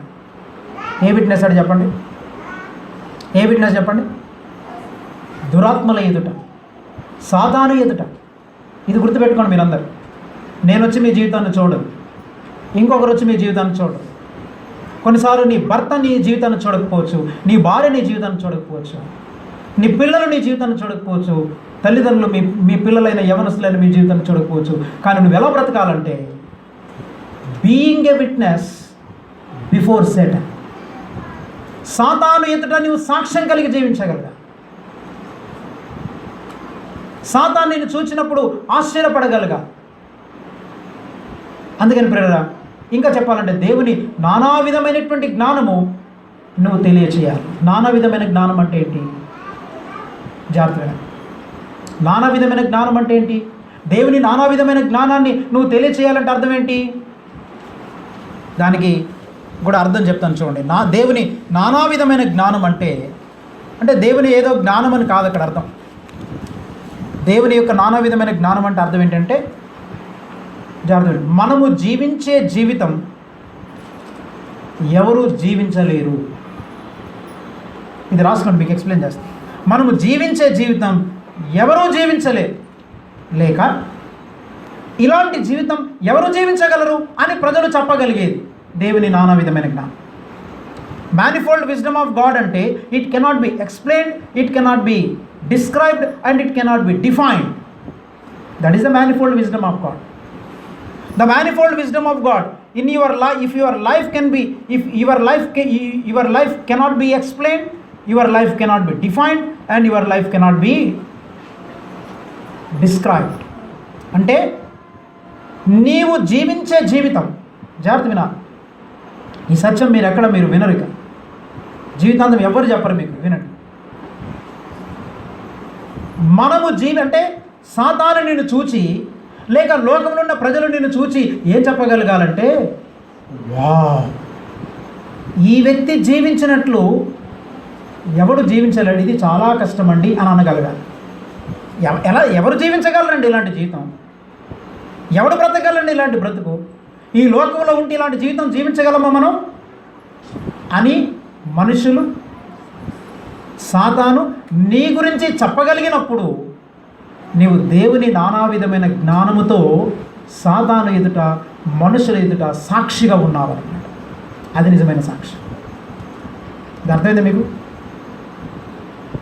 ఏమో అర్థమవుతుందా లేదు? మీకు ఫాలో అవుతున్నారా లేదు? ఎవరు మాట్లాడట్లేదు? అవుతున్నారా?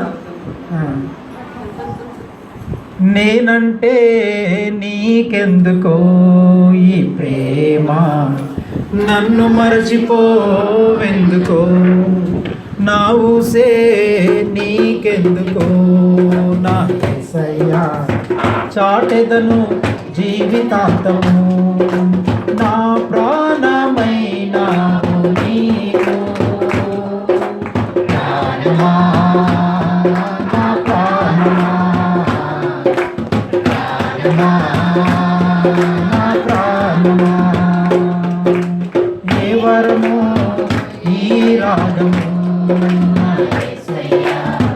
చాటెదను జీవితాంతము నేనంటే నీకెందుకో నన్ను మర్చిపోవెందుకో లేకున్నా అమ్మ నాన్నవైనావు ఎవరు నాకు లేకున్నా బంధువైనావు.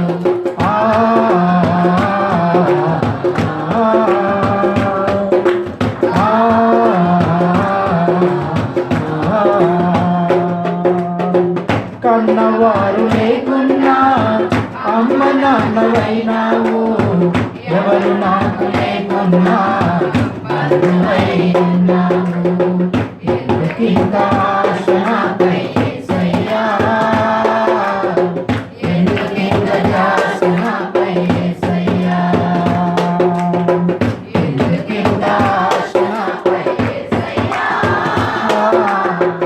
ఎందుకింత ధ్యాస నాపై యేసయ్యా. ఏ వరమో ఈ రాగము నా యేసయ్యా, చాటెదను జీవితాంతము నేనంటే నీకెందుకో నీ ప్రేమ నన్ను మర్చిపోవెందుకో. హల్లెలూయా. చాలా జాగ్రత్త. అందుకని దేవుని యొక్క నానా విధమైన జ్ఞానం అంటే ఏం తెలియబడాలి వాళ్ళకి? సాతానికి ఏమండి, సాతానికి ఏం తెలియబడాలి?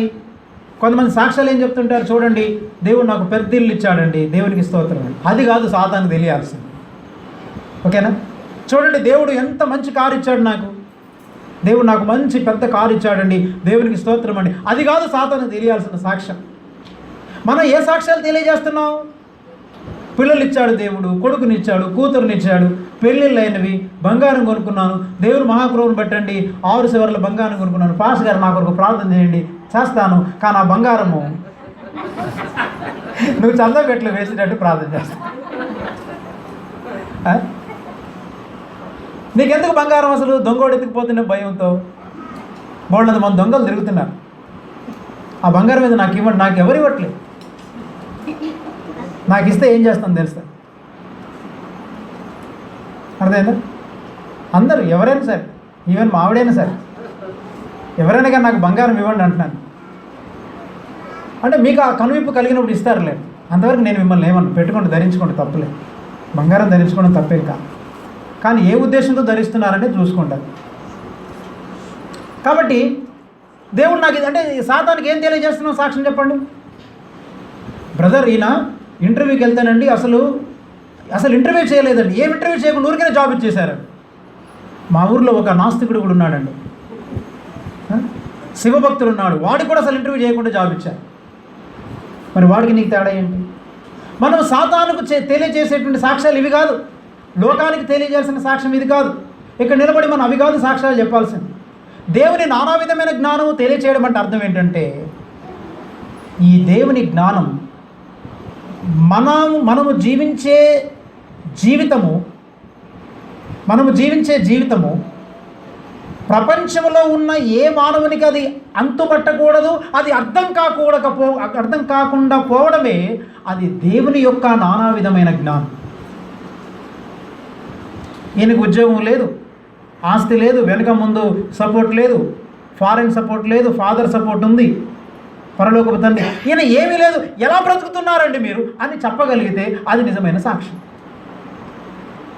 కొడుకు సంపాదన ఉంది, కూతురు సంపాదన ఉంది, ఇంటి అద్దెలు వస్తాయి, లేకపోతే పలాని ఇంకేవో రకరకాలైనటువంటి లోన్లు పెట్టుకున్న ఎవరికైనా డబ్బులు అప్పులు ఇచ్చారు అవి వస్తుంటాయి, పొలం ఉంది, పొలం మీద ధాన్యం ఇవన్నీ పెట్టుకొని దేవుని మహాకృపను పెట్టండి, దేవుడు నన్ను బాగా దీవించాడండి, దేవుడు ఎంతగా ఆశీర్వదిస్తున్నాడండి, గొప్ప సాక్ష్యం సార్ నాది. షడప్, నోరు మూసుకొని బయటికి వెళ్ళిపోండి. Never tell such witness. లోకంలో అన్నీ వస్తున్నాయి, అన్నీ వచ్చిన తర్వాత నువ్వు సాక్ష్యం చెప్పడం కాదు, ఇది సాక్ష్యం కాదు. దేవుని నానా విధమైన జ్ఞానం అంటే మనము జీవించే ఈ జీవితమే. అంటే ఈ జీవితం ఎవరు జీవించగలుగుతారు? ఇది దేవుని జ్ఞానాన్ని బట్టే జరిగింది అని ప్రజలు చెప్పగలిగినప్పుడే అది దేవుని నానా విధమైన జ్ఞానం. అంటే ఇది మానవ జ్ఞానాన్ని బట్టి జరగలేదు, లేక మానవ శక్తిని బట్టి ఇది జరగదు. ఇది మానవునికి అసాధ్యం, కానీ ఇది దేవునికి ఒక్కరికి మాత్రమే సాధ్యం. ఇట్లా జీవించేవాడు ప్రపంచంలో ఎవడు ఉండడండి అని నీ గురించి, నా గురించి సాతాను చెప్పగలగాలి. లోకంలో ఉన్న ప్రజలు, స్నేహితులు, అన్నదమ్ములు, అక్కచెల్లెలు చెప్పగలగాలి. మా ఆయన జీవించినట్లు జీవించడం అనేది అసంభవం అండి. ఇంత గొప్ప భర్త నాకుండం అనేది ఇది దేవుని జ్ఞానం తప్ప ఇంకొకటి కాదండి అని భార్య చెప్పాలి, భర్త చెప్పాలి. సాతాను కూడా చెప్పాలి, వాడు తల ఉంచుకొని పోవాలి. సాతాను చెప్పాడు కదా, స్కెవయ కుమారులు దయ్యాలు నెలగొట్టినప్పుడు ఏమన్నాడు? నేను యేసుని ఎరుగుదును, పౌలుని ఎరుగు. నువ్వెవడివి? అంటే చాలామంది సాక్ష్యాలు ఎలా ఉంటున్నాయంటే, చాలామంది సాక్ష్యాలు ఏం చేస్తున్నారంటే, వీళ్ళు చాలామంది ఫర్ ఎగ్జాంపుల్ చూడండి, నాకు జాబ్ వచ్చింది అన్నాడు. దేవుని కృపను బట్టండి నాకు మంచి జాబ్. దేని బట్టి వచ్చింది జాబ్? నీకు ఎస్సీ రిజర్వేషన్ పెట్టుకొని ఉద్యోగం తెచ్చుకొని దేవుడు నాకు జాబ్ ఇచ్చాడని సాక్ష్యం చెప్తారు. అసలు ఎంత దొంగలు వీళ్ళు అసలు. నువ్వు ఎస్సీ రిజర్వేషన్తో జాబ్ వచ్చిందని చెప్పుకుంటే, లేదా రికమెండేషన్తో ఎమ్మెల్యే, ఎంపీ, ముఖ్యమంత్రి రికమెండేషన్తో నువ్వు జాబ్ తెచ్చేకొని దేవుడు నాకు జాబ్ ఇచ్చాడు నేను చెప్పుకుంటే, సాతానుగాడు పక్క నవ్వుతుంటాడు. ఆహాహాహా, ఏ సాక్ష్యం అనేది అని అంటాడు. నీ వెనకాల బ్యాక్గ్రౌండ్ లంచం ఇచ్చేసి నువ్వు ఉద్యోగం తెచ్చుకున్నావు, ఇది సాక్ష్యము దేవుడు నాకు మేలు చేశారని అంటుంటే అది సాక్ష్యం ఎలా అవుతుంది? అందుకని అన్ని జనులు ఏమంటున్నారంటే, మీరే కాదండి మేము కూడా తెచ్చుకుంటున్నాం ఉద్యోగాలు అంట. నువ్వు ఎస్సీ రిజర్వేషన్ పెట్టుకుని ఉద్యోగం తెచ్చుకుంటున్నావు, ఎస్టీ రిజర్వేషన్ పెట్టి తెచ్చుకుంటున్నాం, మేము కూడా రిజర్వేషన్ పెట్టి తెచ్చుకున్నాం. నీవు రికమెండేషన్తో తెచ్చుకున్నావు, మేము రికమెండేషన్తో తెచ్చుకున్నాం. నీకు వెనకాల ధనము బలం ఉంది, డబ్బిచ్చి తెచ్చుకున్నావు లంచము, మేము కూడా డబ్బిచ్చి ధనం ఇచ్చి మేము లంచం ఇచ్చి మేము ఉద్యోగం తెచ్చుకున్నాం. మీకు మాకు తేడా ఏంటని అడుగుతున్నారు. అంటే ఇంకా విధంగా చెప్పాలంటే, ఇది డబ్బు బలము చేత జరిగింది కాదు, ఇది రాజకీయ శక్తిని బట్టి జరిగింది కాదు, ఇది వీళ్ళ డిగ్రీస్ని బట్టి, వీళ్ళ డిజిగ్నేషన్స్ని బట్టి జరిగింది కాదు. అరే ఎలా వచ్చిందయ్యా నీకు ఉద్యోగము? రికమెండేషన్ లేదు, అది లేదు, నీకు ఇంకేమీ లేదు అంటే దేవుని యొక్క హస్తము, మనము చేసేటువంటి ప్రతి పనిలో దేవుని హస్తము ఉన్నది అని ప్రజలు గమనించగలిగినప్పుడు అది మనకు సాక్ష్యం ఉందన్నమాట. మీకు అర్థమవుతుందండి? మనము జీవించే జీవితంలో దేవుని హస్తం మాత్రమే ఉందండి, ఇది దేవుడు మాత్రమే చేయగలడు, ఇంకెవడికి సాధ్యం కాదు అని ప్రజలు చెప్పగలగాలి, సాతాను చెప్పగలరు. అర్థమవుతుందండి? అందుకే మీకు స్లోగా ఎక్స్ప్లెయిన్ చేస్తాను. డబ్బును బట్టి జరిగింది అనుకోండి, నీకు విట్నెస్ లేదు, సాక్ష్యం లేదు. నీ డిగ్రీస్ని బట్టి తెచ్చుకున్నావు అనుకో, నీకు సాక్ష్యం లేదు. కొన్ని డిగ్రీస్ చదివావు, నీకు డిజిగ్నేషన్ని బట్టి నీకు ఆ గౌరవం వచ్చింది, అది గొప్ప సాక్ష్యం కాదు. కానీ నీ వెనక ముందు ఇది ధనమును బట్టి కానీ, బలమును బట్టి కానీ, రికమెండేషన్ బట్టి కానీ, రిజర్వేషన్ బట్టి కానీ కాదండి. ఇందులో దేవుని జ్ఞానం ఉందండి, ఈయన జీవించినట్లు ఎవరు జీవించలేరండి. అందుకని సాతాను ఏం చేస్తుంది, వాడికి అన్నీ తెలుసు అనమాట. మన పర్సనల్ లైఫ్ అంతా తెలుసు, మన వ్యక్తిగతమైనటువంటి జీవితం తెలుసు. నేను ఈ ప్రసంగాన్ని 1 year నుంచి ప్రాక్టీస్ చేస్తాను, ఇప్పుడు చెప్తున్నాను మీకు తెలుసా. 1 సంవత్సరం నుండి నేను ప్రాక్టీస్ చేస్తాను. మీరు ఇప్పుడు చెప్పిన ప్రసంగం మర్చిపోతారు, ఇంకెప్పుడు గుర్తే ఉండదు అసలు. బాగుందని పాస్టర్ గారు, సూపర్ అని అంటారు, ఇక సూపర్ డూపర్ అయిపోయింది అంతే. గుర్తుంటుందా మీకు? ఏమైనా ప్రాక్టీస్ చేస్తున్నారు మీరు? అప్పటి నుంచి నా తాపత్రయం ఏంటంటే, lord I don't want to get witness before the people. ప్రజల ముందు కాదు, ప్రజలు సూపర్ విపర్ అంటే అనవచ్చు, నాకు వాళ్ళతో నాకు పెద్ద వాళ్ళ ముందు నాకు సాక్ష్యం పెద్ద ఇంపార్టెంట్ కాదు. నీ ఎదుట, సాతాను ఎదుట నేను సాక్షిగా నేను జీవించాను. సాతాను గాడు నన్ను చూసినప్పుడు, నా ప్రైవేట్ లైఫ్ని చూసినప్పుడు, నా భార్యతో నేను చేసే డీలింగ్స్ని చూసినప్పుడు, నా పిల్లలతో నేను చేసే డీలింగ్స్ని చూసినప్పుడు, నేను మనుషులతో మాట్లాడే మాటలు చూసినప్పుడు, నా వ్యక్తిగతంగా నేను బ్రతుకుతున్నప్పుడు, నా బ్రతుకును చూసినప్పుడు, హీ మస్ట్ బి స్టన్డ్. వాడు స్టన్ అయిపోవాలి. అందరూ సనుక్కుతుంటే వీడు సనగడు అని నా గురించి సాతాను చెప్పగలరు. దేవుని నానా విధమైనటువంటి జ్ఞానం నా యందు ప్రత్యక్షపరచబడాలి.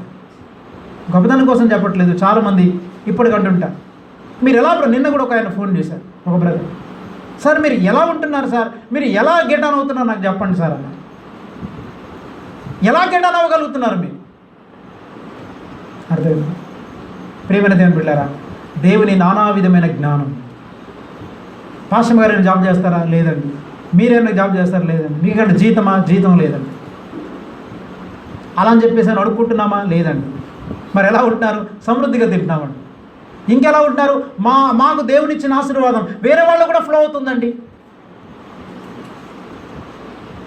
ఇది దేవుని యొక్క జ్ఞానం, నానా విధమైన జ్ఞానం. Let it be known to demon and satanic powers.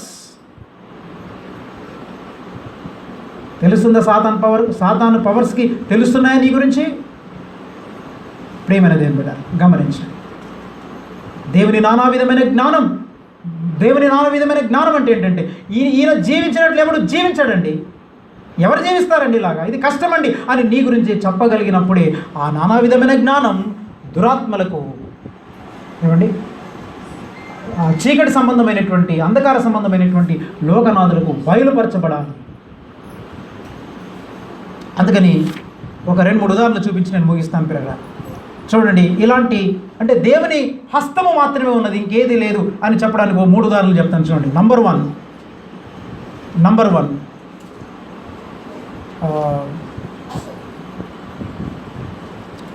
ఫరో యోసేపును గురించి ఇచ్చిన సాక్ష్యం. ఫరో యోసేపును గురించి ఇచ్చిన సాక్ష్యం, ఆదికాండం 41:38. రెండవది, మోషే ఫరో ఎదుట కనబరిచినటువంటి సాక్ష్యం, నిర్గమకాండం 7వ అధ్యాయము 10-12. మూడవది, దానియేలు గురించి నెబుకద్నెజరు ఇచ్చిన సాక్ష్యం, దానియేలు గ్రంథం 3వ అధ్యాయము 28-29. మొట్టమొదటిగా చూద్దాం. ఫరో యోసేపును గురించి ఇచ్చిన సాక్ష్యం, ఆదికాండం 41:38 చదవండి. 41:38 చదవండి. 41:38.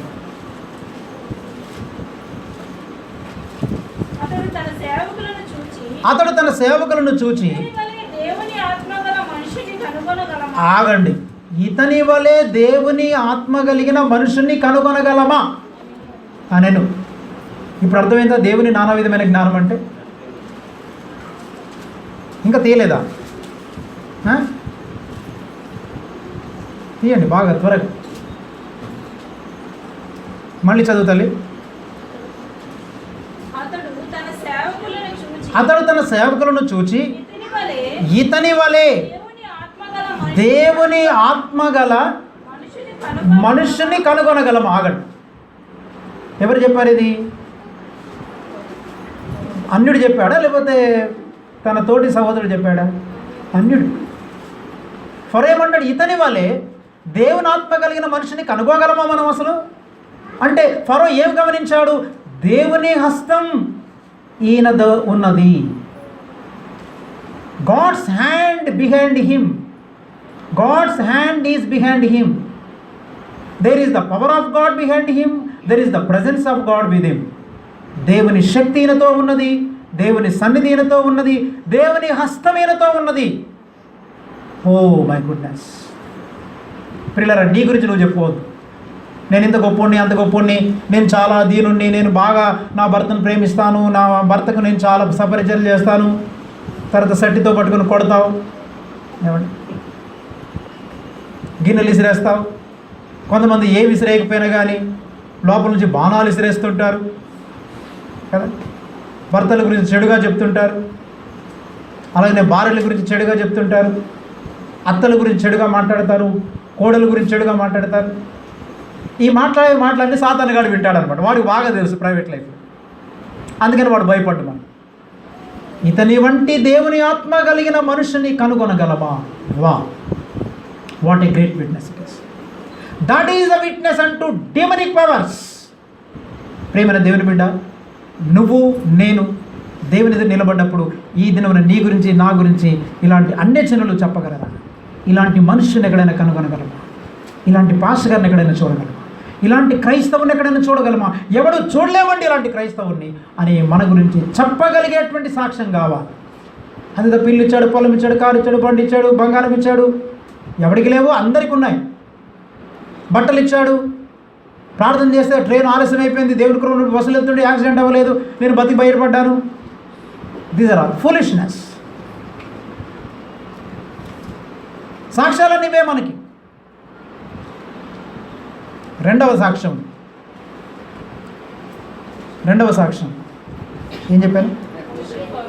మోషే విషయములో మోషే ఫరో ఎదుట చేసినటువంటి అద్భుత కార్యం, దాన్ని బట్టి వాళ్ళు ఎలా ఆశ్చర్యపోయారు చూద్దాం. నిర్గమకాండం 7వ అధ్యాయం 10 నుంచి చదవండి. కాబట్టి మోషే అహరోనులు ఫరో యొద్దకు వెళ్ళి యెహోవా తమకు ఆజ్ఞాపించిన వాటిని చేశారు. చెప్పున చదువు. తమ కర్రలను పడివేయగా అవి సర్పములాయెను. ఫరో కూడా తన విద్వాంసులను మంత్రజ్ఞులను పిలిపించి, శకునకాండు కూడా వారు కూడా ఏం చేశారు? పామును చేశారు. కర్రలను పడేస్తే పాములైంది. ఇప్పుడు చూడండి, ఫరో కర్రను పడేస్తే పాము అయింది. అలాగనే చెప్పండి, ఐగుప్తులో ఉండేటువంటి శకునకాండ్రు వీళ్ళందరూ కూడా ఏం చేశారు? కర్రలను ఏం చేశారు? వాళ్ళు పాములను చేశారు. మరి వాళ్ళకి వీళ్ళకి తేడా ఏమైనా ఉందా? నువ్వు ఇంటర్వ్యూకి వెళ్ళావు, జాబ్ వచ్చింది. వాళ్ళు ఇంటర్వ్యూకి వెళ్ళారు, జాబ్ వచ్చింది. నీకు క్యాన్సర్ తగ్గింది, అన్ని జనులకు క్యాన్సర్ తగ్గింది. ఏమైనా తేడా ఉందా? ఇందులో సాక్ష్యం లేదు. గుర్తుపెట్టుకో. నువ్వు ఇల్లు కట్టుకున్నావు, వాడు ఇల్లు కట్టుకున్నాడు. నువ్వు కారు కొన్నావు, వాడు కారు కొన్నాడు. సాక్ష్యం ఉందా? లేదు. అంటే ఇవన్నీ దేవుని మేల్లే, నేను కాదన్నట్లే. ఇవి ఉండొచ్చు, తప్పులే. కానీ అసలైన సాక్ష్యం ఎందులో ఉండాలని చెప్తున్నాను నేను. వీటిని సాక్ష్యాలుగా చెప్పొద్దు. ఇవి ఉంటే ఉన్నాయి, ఓకే, ఎంజాయ్ చేయండి, మన అవసరాలను బట్టి దేవుడు ఇస్తుంటాడు, ఓకే. కానీ అసలు సాక్ష్యం ఏంటనేది నేను చెప్తున్నాను, అది మీరు అర్థం చేసుకోవాలి. అంతేగాని ఇల్లు ఉండొద్దు, కారు ఉండొద్దు అంటున్నాడు ఏంటని అనుకుంటున్నారు చాలామంది. నేను చెప్పేవాటిని నెగిటివ్గా తీసుకుంటున్నారు. అర్థమైందా? అయితే పాస్ గారు, మరి మీకెందుకు ఉందండి కారు, మీకెందుకు ఉందండి ఇల్లు అని అడిగేవాళ్ళు కూడా ఉన్నారు. నేను దాని గురించి మాట్లాడలేదు. ఒక ఆయన వచ్చి అన్నాడు, మరి పాస్టర్ గారు ఎందుకంటే బంగారం వేసుకుంటున్నారన్న. నేను వాటి గురించి మాట్లాడలేదు. వీళ్ళు మనది అందుకని తప్పులను వారు తమ తప్పులు ఎరగరు. అర్థమైందా? నేను వాటి గురించి మాట్లాడట్లేదు. నేను మాట్లాడేది ఏంటంటే నీ స్పెసిఫిక్ విట్నెస్ ఎలా ఉంది, అసలైన సాక్ష్యం అంటే ఏంటి? ఏమన్నాడు చెప్పండి? శకునగాండ్రు పామును చేశారు, కర్రలు పడేస్తే పాము అయింది. అహరోను కర్ర కూడా ఏమైంది? ఫరో ఎదుట అహరోనులు ఫరో ఎదుటకు వెళ్ళి తమకు అహరోను ఫరో ఎదుటను అతని సేవకుల ఎదుటను కర్రను పడవేయగా అది సర్పమాయను. ఫరో తన విద్వాంసులను మంత్రిని పిలిచి వాళ్ళు కూడా చేశారు. అప్పుడేమైంది? యెహోవా చెప్పినట్టు. ఒక నిమిషం, 12వ వచనం చూడండి. వారిలో ప్రతివాడును తన కర్రను పడవేసినప్పుడు అది సర్పమాయను. కానీ అహరోను కర్ర వారి కర్రలను మృంగివేయగా ఆగడు. అది ఇందాక మోషే అన్నాను సార్, అంటే అహరోను కర్రను పడేశాడు. అంటే అహరోను కర్ర అని అందరికైనా, కానీ ఇప్పుడు ఇక్కడ ఉన్నటువంటి దేవుని నానా విధమైన జ్ఞానం ఏంటి? అహరోను కర్ర పామైంది, శకునగాండ్ర కర్రలు పాములైనాయి.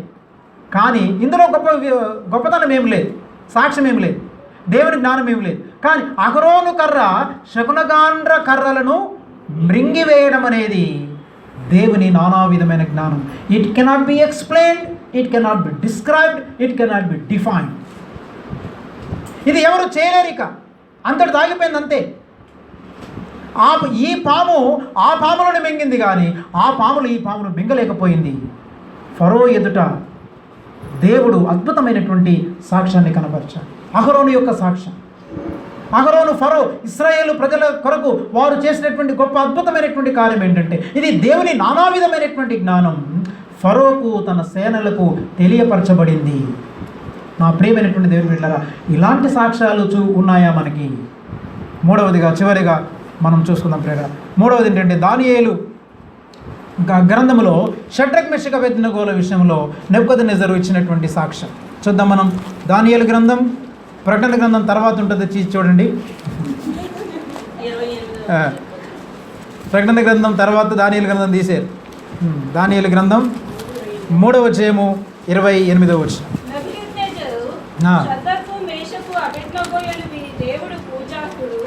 ఆయన తన దూత నంపి తన ఆశ్రయించిన దాసులను రక్షించెను. వారు తమ దేవుడిగా కాక మరి ఏ దేవునికి నమస్కరింపకయు ఏ దేవుడిని సేవింపకయు ఉందుమని తమ దేహములను అప్పగించి రాజు యొక్క ఆజ్ఞను వ్యర్థపరిచి కాగా నేను ఒక శాస్త్రమును నియమించుచున్నాను. ఏదనగా ఎక్కడున్నాను? 28 చదివావా? 29 చదివా. కాగా నేను ఒక శాసనం నియమించున్నాను, ఇవ్విధముగా రక్షించుటకు సమర్థులకు దేవుడు గాక మరి ఏ దేవుడును లేడు. కాగా ఏ జనులలో కానీ రాష్ట్రములో కానీ ఏ భాష మాట్లాడు వారిలో కానీ షడ్రకు మెషకు అబేద్నెగోను వారి దేవుడు ఎవడు దూషించునో వాడు తుత్తునీయులుగా చేయబడును, వాని ఇల్లు ఎప్పుడునూ పెంట కుప్పగా ఉండును. చాలు, అర్థమైందా? నెబుకద్నెజరుకి ఏం చూపించారు వీళ్ళు? షడ్రకు మెషకు అబేద్నెగోలు ఏం చూపించారంటే, వారు తమ దేవుని కాక మరి ఏ దేవునికి నమస్కరింపక ఏ దేవుని సేవింపక ఇందుమని తమ దేవతలను తమ దేహములను అప్పగించి రాజు యొక్క ఆజ్ఞను వ్యర్థపరిచినప్పుడు ఏం జరిగింది అక్కడ? రాజు ఏమన్నాడు? నేను ఒక శాసనము నియమించున్నాను, ఈ విధముగా రక్షించుటకు సమర్థుడైనటువంటి దేవుడు. మరి ఏ దేవుడు? ఇది అన్నమాట. ఏ మానవునికి అంతుపట్టకూడదు నువ్వు జీవించే జీవితం. మన బతుకులన్నీ ఏంటంటే అందరూ పసిగట్టగలరు. వీడికి 2 భార్యలు, వీడికి ఈ ఊరిలో ఒక భార్య, ఆ ఊరిలో ఒక భార్య, వీడికి 3 భార్యలు, వీడికి ఆక్రమ సంబంధం ఉంది, వీడికి ఈ అక్రమ సంబంధం ఉంది, వీడు ఆవిడతో తిరుగుతాడు, ఈయనతో తిరుగుతాడు, బూతు మాటలు మాట్లాడతాడు, భార్యను రాసినంపాన పెడతాడు. ఇక్కడికి వచ్చి పెద్ద భక్తిపరుడే కానీ భర్తకు లోపడిది ఈవిడ ఎంత గర్విష్ఠురాలు, ఆఫీసులో చాలా హెడ్ స్ట్రాంగ్గా ఉంటుంది, అందరిని ఏడిపిస్తూ ఉంటుంది. మనకున్న సాక్ష్యాలు దేవుని నానా విధమైన జ్ఞానం ఏంటంటే, ఈ విధముగా రక్షించుటకు సమర్థుడైనటువంటి దేవుడు ఇంకెవడు లేడు. నీవు నేను సేవించినటువంటి దేవుడు, నీవు నేను ఏ దేవుని కొరకైతే నిలబడుతున్నామో ఆ దేవుడు, మరే దేవుడు నువ్వు లేడు. ఇలా అంటాడు.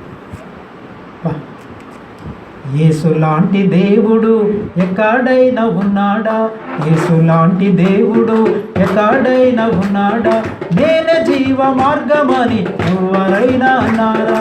నేనే జీవ మార్గమని ఎవరైనా అన్నారా? యేసు లాంటి దేవుడు ఎక్కడైనా ఉన్నాడా? యేసు లాంటి దేవుడు ఎక్కడైనా ఉన్నాడా? నేనే జీవ మార్గమని ఎవరైనా అన్నారా? నేనే జీవ మార్గమని ఎవరైనా అన్నారా? కానాను విందులో కడకు పెండ్లి విందులో, కానాను ఊరిలో కడకు పెండ్లి విందులో వట్టి నీళ్ళనే ద్రాక్ష రసముగా మార్చేసెను, వట్టి నీళ్ళనే ద్రాక్ష రసముగా మార్చేసెను. యేసు లాంటి దేవుడు ఎక్కడైనా ఉన్నాడా? యేసు లాంటి దేవుడు ఎక్కడైనా ఉన్నాడా? నేనే జీవ మార్గమని ఎవరైనా అన్నారా? నేనే జీవ మార్గమని ఎవరైనా అన్నారా? అర్థమే. కాబట్టి మనము సేవించేటువంటి దేవుడు ఏమండి? సేవించేటువంటి దేవుడు ఎలాంటి వాడంటే, నీవు జీవించే జీవితం ఏమై ఉండాలి చెప్పండి? నీవు జీవించే జీవితాన్ని ఎవ్వరూ ఎక్స్ప్లెయిన్ చేయలేని విధంగా జీవించాలి. వాళ్ళు ఊహకు అందకూడదు. ఎట్లా బ్రతుకుతున్నారండి వీళ్ళు? ఎవరిని పోనీ డబ్బులు లేవని ఎవరిని అప్పులు అడగరు. ఈ పాస్ గారు ఏంటంటే ఎవరి దగ్గర డబ్బులు తీసుకోడు, కానీ బాగానే జీవించగలుగుతున్నారు. డబ్బులు లేనట్టు ఉన్నాడు. మళ్ళీ పాస్టర్ గురించి అలా చెప్పగలగాలి.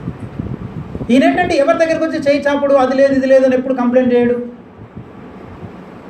కొంతమంది ఎప్పుడు చేసిన కంప్లైంట్సే, 24 గంటలు కంప్లైంట్లే. భర్త మీద కంప్లైంట్, భార్య మీద కంప్లైంట్, ఇది లేదు అది లేదు ఇది లేదు, ఎప్పుడు కంప్లైంట్లే. అందుకని నువ్వు కంప్లైంట్ చేస్తుంటే సాతాను గడ ఏమనుకోండి, నువ్వు అన్ని జనులు ఒకటేనమ్మా అని అంట. అందుకని సాతానుకు నీ ప్రైవేట్ లైఫ్ బాగా తెలుసు. కాబట్టి ఇప్పుడు దేవుని యొక్క అంతిమమైన ఉద్దేశం ఏంటి మన పట్ల చెప్పండి? దేవుని యొక్క నానా విధమైన జ్ఞానము అధికారులకు ప్రధానులకు తెలియపరచబడాలి. అందుకొరకు మనం బ్రతకాలి. అంతేగాని భార్య కొరకు బతుకుతున్నాను, కొడుకు కొరకు బతుకుతున్నాను, కూతురు కొరకు బతుకుతున్నాను, మా ఆయన కొరకు బతుకుతున్నానండి, ఇల్లు కొరకు బతుకుతున్నానండి, పిల్లల కొరకు బతుకుతున్నానండి. ఇది కాదు నీ బతుకు. బీయింగ్ ఏ విట్నెస్ అంటూ సేటన్. అర్థమైందండి? ఈ వర్తమానం నన్ను ఎంతో ఛాలెంజ్ చేశాను. గత సంవత్సరం పాటున మీకు చెప్పలేదు. నేను చెప్పలేదు తెలుసా? నేను ప్రాక్టీస్ చేస్తున్నాను కాబట్టి. మీకు చెప్పాను ఇంతకుముందు, నేను ప్రాక్టీస్ చేయకుండా మీకు ఏమీ చెప్పను. అంటే నేను మళ్ళీ పర్ఫెక్షన్లోనికి వచ్చాను అనుకోబాకండి. స్టిల్ ప్రాక్టీసింగ్, ఇంకా ప్రాక్టీస్ చేస్తున్నాను. మ్యాక్సిమం అయిపోయింది, ఇంకా ప్రాక్టీస్ చేస్తున్నాను. అందుకని మనందరి గురించి ఈ విధమైనటువంటి సాక్ష్యం. అందుకని నీవు నీ గురించి చెప్పుకోవడం కాదు, అండ్ వేరే వాళ్ళు నిన్ను గురించి చెప్పాలి. వాళ్ళు ఏం చెప్పగలగాలి? మీరు సేవించినటువంటి దేవుడు ఎంత గొప్పవాడండి. ఇలా జీవించడం చాలా కష్టం అండి. ఇలాంటి జీవితం ఎవరు జీవించగలరండి అని అన్యులు చెప్పగలగాలి. చాలామందికి మోరల్ ప్యూరిటీ ఉంది, నైతికమైన విలువలు ఉన్నాయి. తప్పులు చేయరు, ఇతరులకు అన్యాయం చేయరు, కీడు చేయరు, మంచిగా జీవిస్తారు, 10 మందికి భోజనం పెడతారు, 10 మందికి బట్టలు ఇస్తారు. ఈ జీవితం అన్ని జనులు కూడా జీవిస్తున్నారండి. కానీ షడ్రక్ మెషక్ అబేద్నెగోల వంటి జీవితం, అహరోను మోషే వంటి జీవితం, దానియేలు వంటి జీవితం, అలాగనే యోసేపు వంటి జీవితం, ఇతని వంటి దేవుని ఆత్మగలవాడిని ఎక్కడైనా మనం కనుగొనగలమా? వా అలాంటి జీవితం జీవించండి రా అంటున్నాడు. అందుకని మనం ఈ మనుషుల సాక్ష్యం, ఇక్కడ అందరికీ సాక్ష్యం ఉంది, మనకందరికి మంచి సాక్ష్యం ఉంది, మనుషులు అందరికీ సాక్ష్యమే. కానీ దేవుని ఎదుట ఉందా సాక్ష్యం? అర్థమైంది కదా మీకు సాక్ష్యం అంటే? ఈ 2 మాటలు మీ మనసులో మనం బాగా ఇంకిపోవాలి. ఈ వర్తమానం నాకు ఎలా ఇంకిపోయిందో మీకు అలా ఇంకిపోవట్లేదు. చాలామంది ఊరికి ఆ నేల మీద అలా పడిపోతుంది. ఎందుకు ఇంకిపోవట్లేదు తెలుసా? నేల పగలట్లా. పగలని నేల ఫలం ఇవ్వదు, పగలని మేఘం వర్షం ఇవ్వదు. మేఘం పగలకపోతే వర్షం రాదు, నేల పగలకపోతే అది ఫలితం రాదు. సాక్ష్యం అంటే ఏంటి? దేవుడు చేసిన మేళ్ళన్నీ చెప్పండి, తప్పులేదు. అవన్నీ ఏంటంటే అందరికీ కూడా, వాళ్ళకు కూడా ఉన్నాయి, దాన్ని విట్నెస్ అనరు. వేరే వాళ్ళకు ఉన్నాయి, మనకు ఉన్నవి విట్నెస్ కాదు. Word becoming flesh is the witness. నీ మాటలన్నీ నేర్చుకున్న ప్రసంగం అంతా అది జీవితంలో అనుభవపూర్వకంగా నువ్వు జీవించాలి. తర్వాత దేవుని నానా విధమైన జ్ఞానం అంటే ఏంటి? నువ్వు జీవించినట్లు ఎవడు జీవించగలడు, ఎవడు జీవించలేకపోతున్నాడని అన్యజనులు సాతాను ఆశ్చర్యపోగలగాలి. ఇది దురాత్మలకు తెలియాలి అని దేవునికి సంఘం పట్ల కలిగిన అంతిమ ఉద్దేశము. ఇది అర్థమైంది అందరికీ? అంతేగాని నువ్వు చర్చికి రావాలి, నేను చర్చికి వెళ్ళిపోతున్నాను బ్రదర్, ఫాస్టింగ్ ఉన్నాను బ్రదర్,